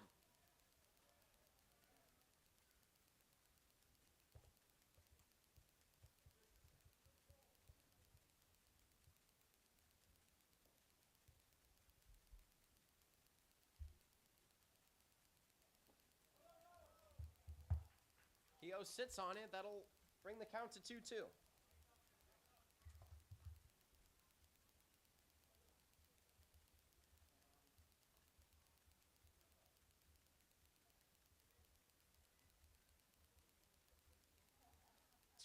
Dylan pitch on the way. Hard swing and a miss. He got him. 1 down, 2 to go. Now batting for the Waves, catcher number 5, Devlin Lindemann.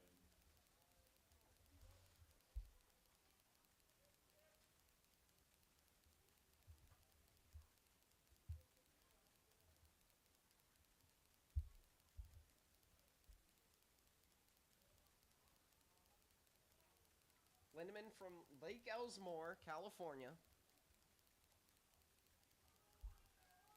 They're going to intentionally walk him, put a runner on first and second, hopefully induce a double play here as Zuba will be coming up next.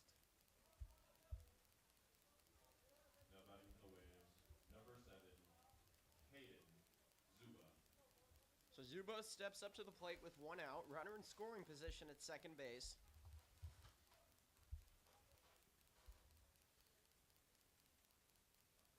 Here goes. Umpire says he went. Strike 1.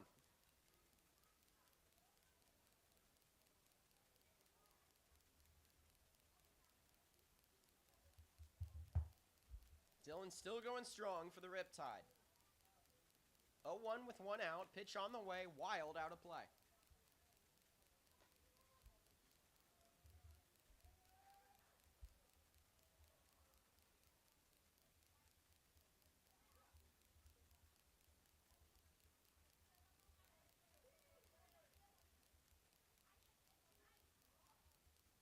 Lindemann takes his lead off first.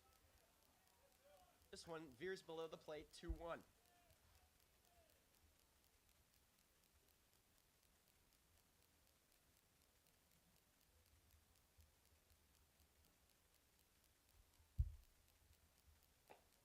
Two one on the way. There he goes. Works the zone. 2-2.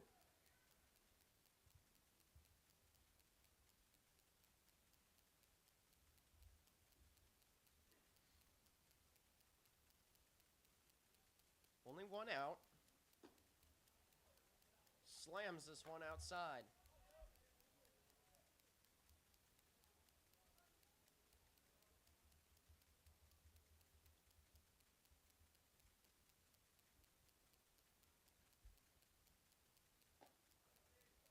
And the 3-2 goes outside, and that'll load up the bases. With only 1 out. Now batting for the Waves, right fielder. And sometimes that's the problem that you have to deal with when you intentionally walk somebody, that if your pitcher does in fact walk the next batter, especially in an inning where you start a runner on second base, it creates a situation where you have bases loaded with 1 out here instead of attacking the left-handed hitter like they could have. But nonetheless, Dylan will still try to work out of this situation. Quincy Scott now up with the bases loaded, similar to a situation he had before. Dylan unloads his first pitch, and he doesn't get the call. That's been tantamount all night for whoever's been on the hill for the Tide.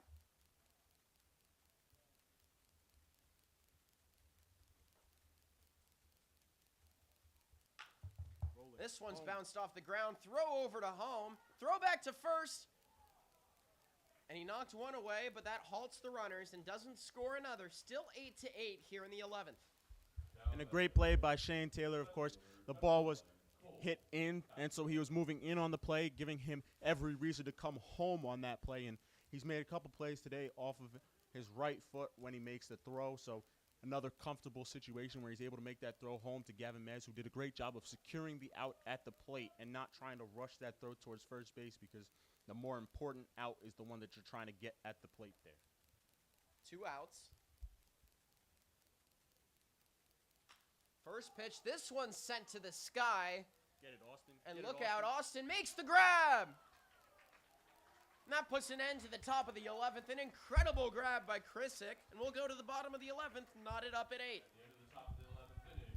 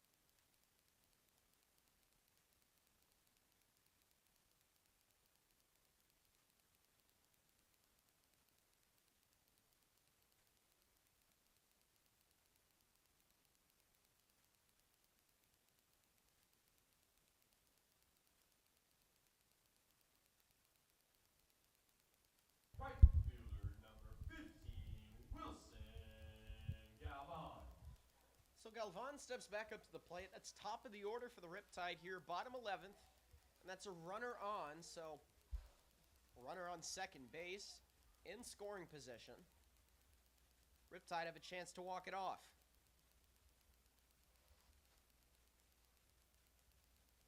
Sounds of silence billowing through the stands.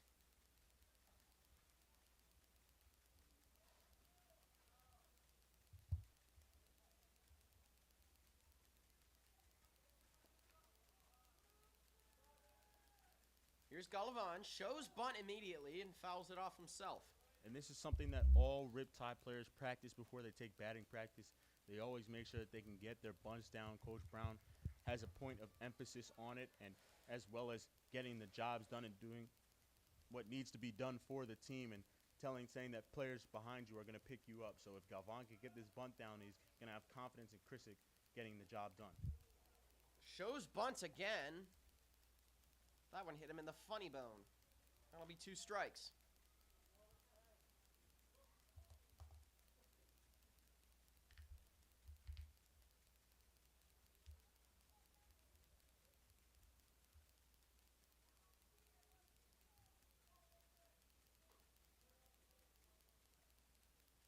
O2 on the way. Reams the inside part of the box. It almost looked like it made contact, but that's ball 1.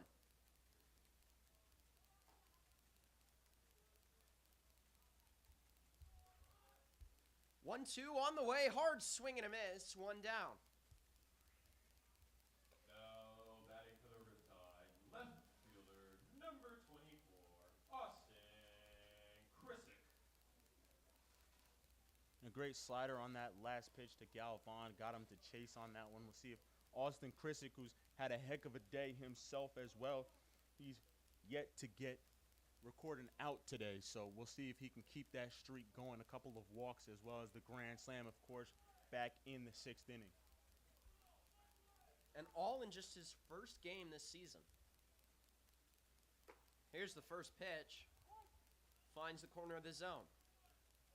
Looks to be a little bit of a two-seamer coming from the pitcher on the mound, so that ball is going to run in towards Krisick. So if it breaks over the middle of the plate, it's going to come more towards the inside part of the plate, but it can also be deceptive on the outside part of the plate, looking like a ball and coming back over the corner.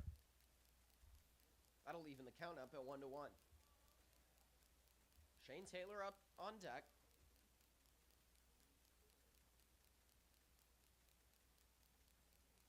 One.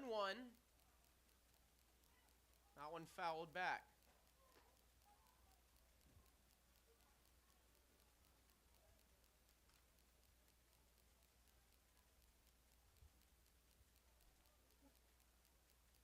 Austin said his go-to meal, Colin, would be Chick-fil-A. That was the question of the day in the dugout. What would be your go-to meal if you could have one last meal?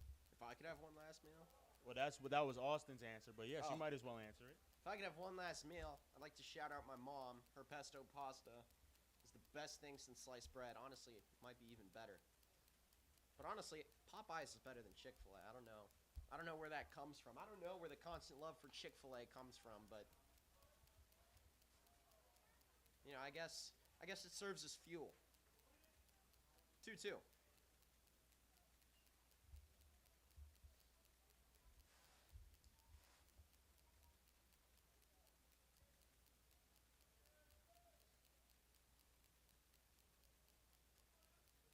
Here's the 2-2, sinks in the dirt, and the runner stays.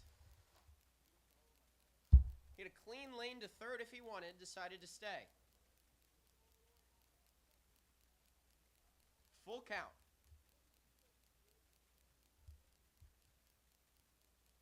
Krisick's been inevitable tonight with 1 out.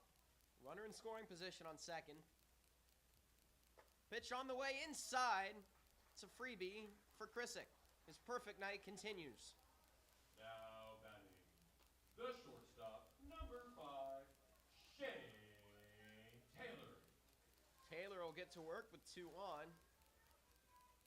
Out of St. George, Utah. He's the sophomore at Utah Tech, formerly known as Dixie State. It's a great situation for Shane to hit a ball towards left center. He's going to get a two-seam here and that's at bat. And if he can hit it over the head of the shortstop, he'll win this ball game. Reams it inside, strike 1.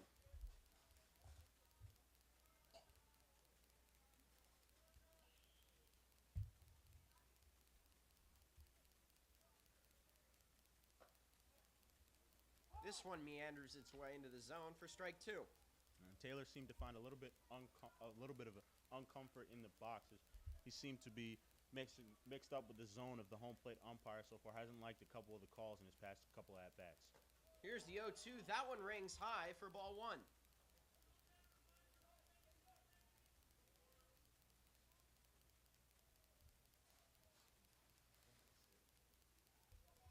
Big open hole on the left side of the infield between the shortstop and the third baseman. Oh, that one cut out of play. Still 2 strikes.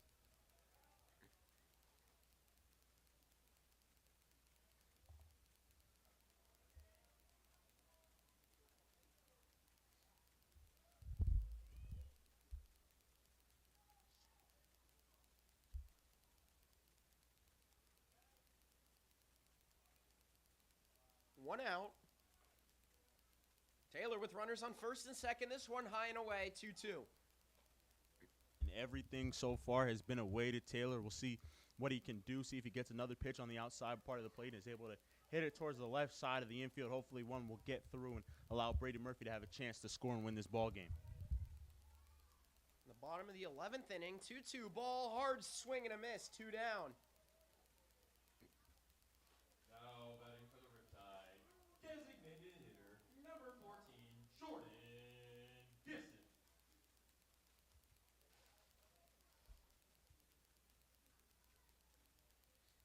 Disson will get to work with 2 outs, runner in scoring position at second.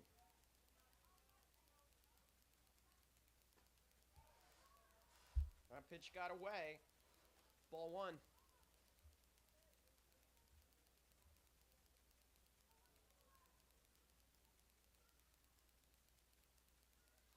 Carson Case getting loose in the bullpen for the Riptide, utility player. That's hard hit out into center field and a routine fly by Scott. That'll put an end to the 11th, so to the 12th we go in a few seconds.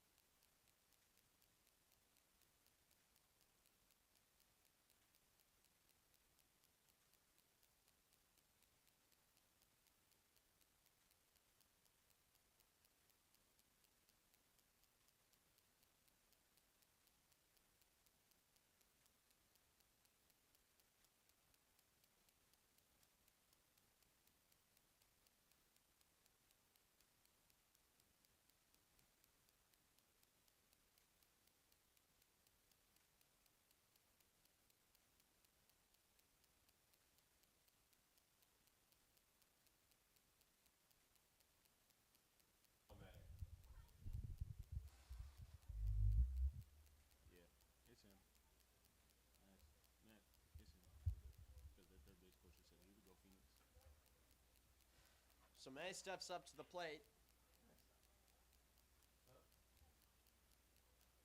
1 for 3 today. He's also got 2 walks as he squares away to bunt with Nashimoto, the runner on second base to start the inning.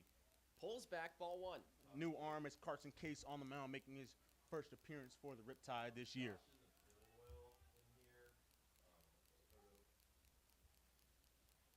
Wearing that number 44.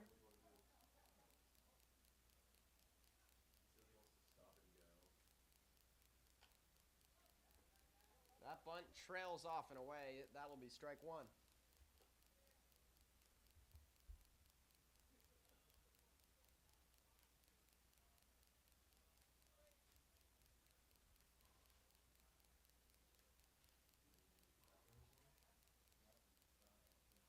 Here's the 1-1. Fielder's crowd.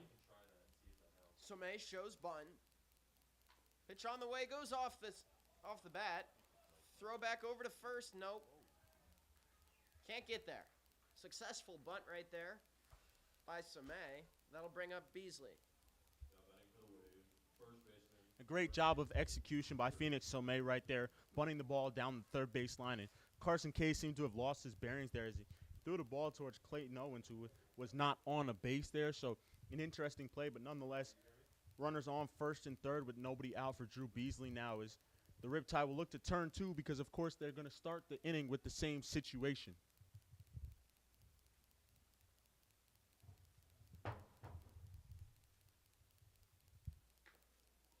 That'll take a bounce off the hitter, and that'll load the bases. Now batting for the Waves, shortstop, number 10, Eric Larson.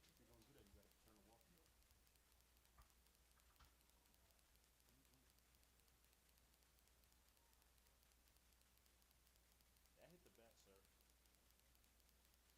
Now, it looks like they're going to converse as to whether or not that hit the bat.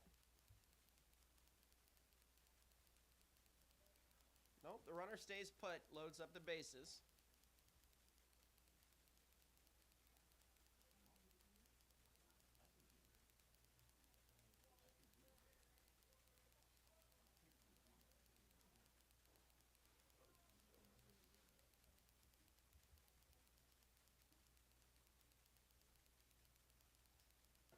Still no outs, hard swing and a miss, strike 1.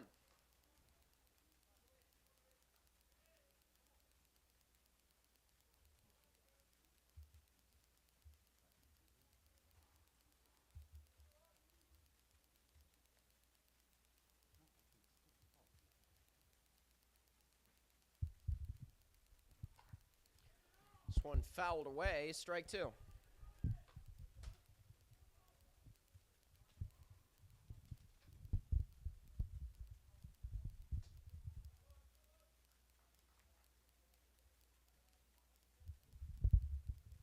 Important pitch here for Carson Case that he locates in the zone and especially doesn't want to throw a pitch in the dirt here to the batter at the plate, Eric Larson. Larson sits on it, but that's strike 3. That just found the corner. Carson Case puts the first away. Now batting for the Waves, number 1 down for the Tide. Anderson. And a great pitch there from Case on the outside corner of the plate and a great frame behind the plate by Gavin Mez to get that call and strike 3. And now the Riptide will look to turn a double play and get out of this inning.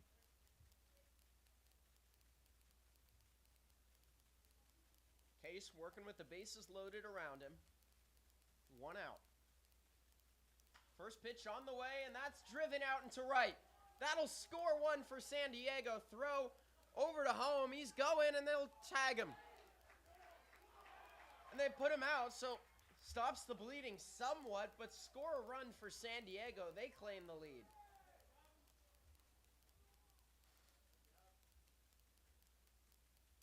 Nine to 8 the lead now for San Diego. That one driven out to right. Second baseman, number 2, Nicholas Keough.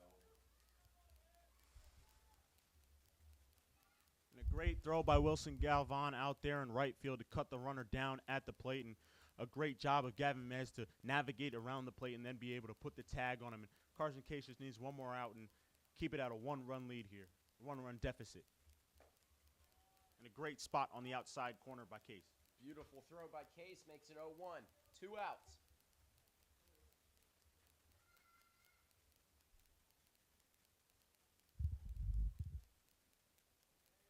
Seemed like the Waves got a little greedy trying to get that second run, hopefully extend their lead and put the game to out of reach here in the 12th inning. But nonetheless, Carson Case has stayed strong on the mound as he finds another pitch in the zone there, Colin, and he's been impressive, and he's dealt with his nervousness that might be going through him on the mound in his first appearance, and the adversity as well of walking the first 2 batters and then being able to navigate through this inning so far. So he's doing a pretty good job of keeping this game at a 1-run deficit. 0-2 the count. He's ahead. 2 outs. This could do it for the inning. Fouled out and away. We'll play on.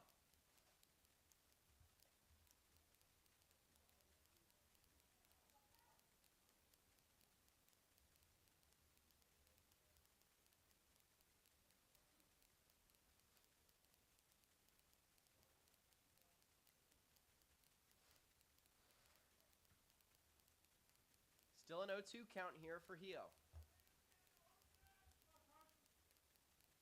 Case pitch on the way, hard swing and a miss. That was inside, but it doesn't matter. On the Bayou. Puts an end to the top of the 12th. Riptide will pick it back up. After the top of the 12.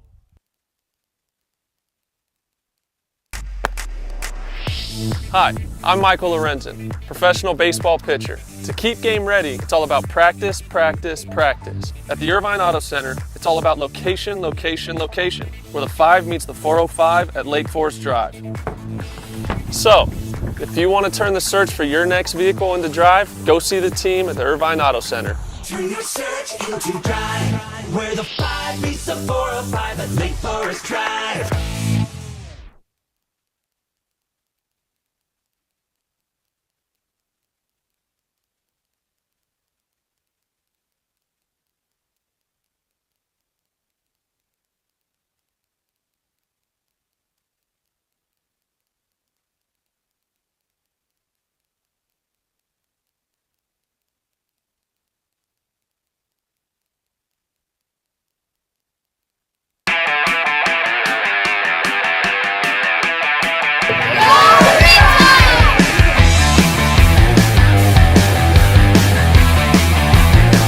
Showdown.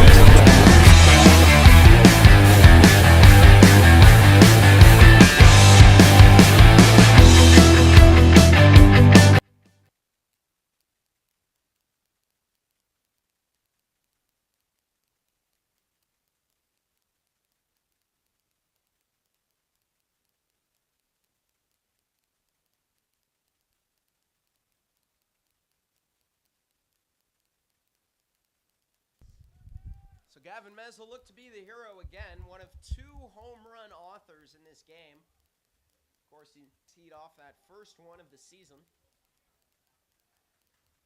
He'll look to defend that. Fouls this one away on the bunt.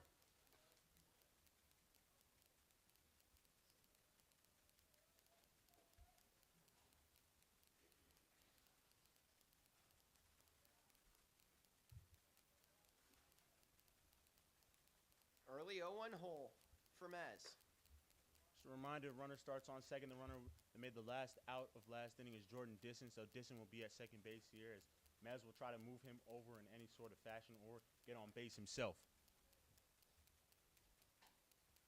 Here's the 1-1 hard swing and a miss. Mez in a 1-2 hole.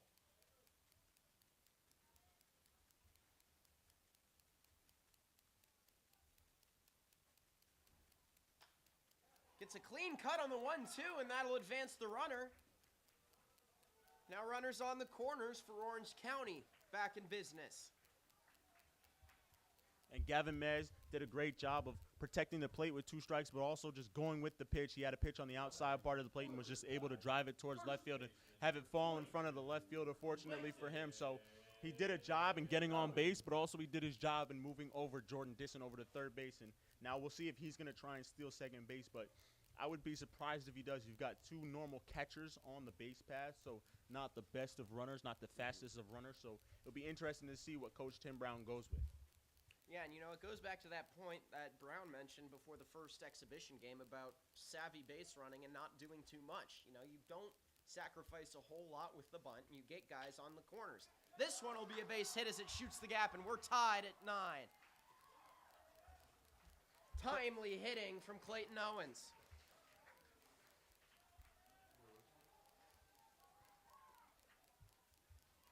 Clayton Owens talked to me the other day about wanting to be an all-star, and that's what all-stars do, Colin. They come up in big situations. Big-time players make big-time plays is what I hear all the time Yes, sir. in different sports. So Clayton Owens hitting a single into right field and tying up this ball game, and now giving Hamovich the opportunity to bunt him over and potentially have Santino Panero win this ball game. So a tap of the wrist indeed. 9-9 the score. Hamovich up to bat, already down 0-1.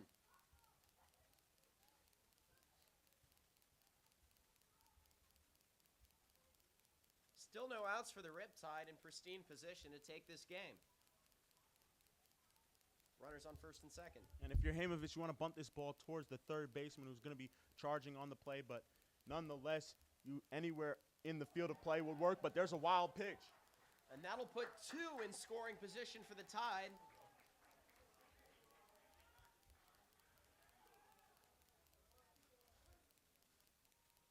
A little stevia on that pitch for Orange County.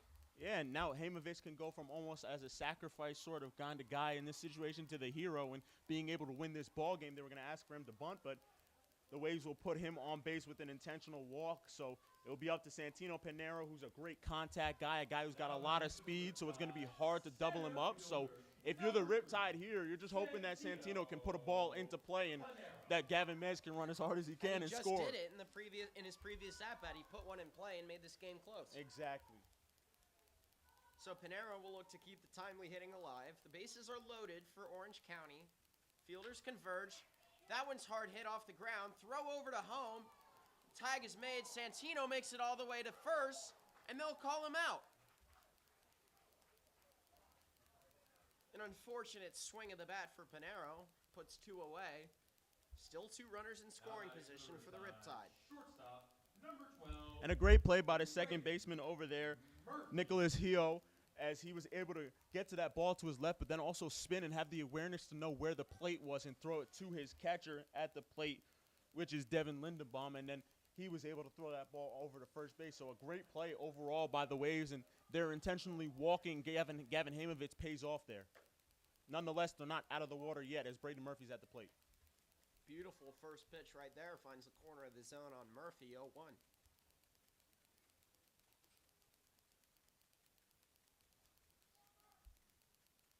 A 1 pitch, takes a bounce off the glove, and that could do it. Throw over to first is there, though, and that'll bring us to a 13th inning in just a few.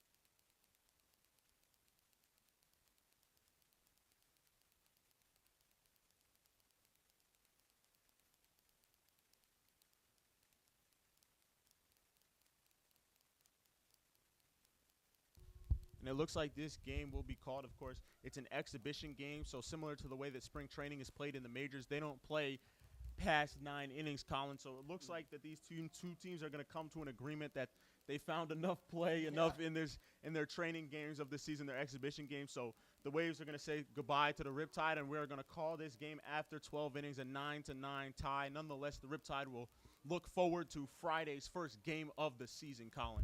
Yeah, and it'll be the first regular season game. It'll take place this Friday, so be sure to tune in on our YouTube channel, or you can come to the game. All you have to do is go to www.ocriptide.com to RSVP your free tickets. Just show up with a voucher showing proof of RSVP. Yeah, and Friday's game, June 10th, is at 6:35 against the Royal Seco Saints here at Great Park. Again, that will be at 6:35. If you cannot make it, we know a lot of the players have family back at home that love to watch these games, and we appreciate you all for watching these games back at home, keeping tabs in on your kids and your son. So we hope to see you on YouTube or here in the ballpark on Friday. Really quickly before we go away, I just want to talk about the power that this Riptide team displayed today with that hit by Mez.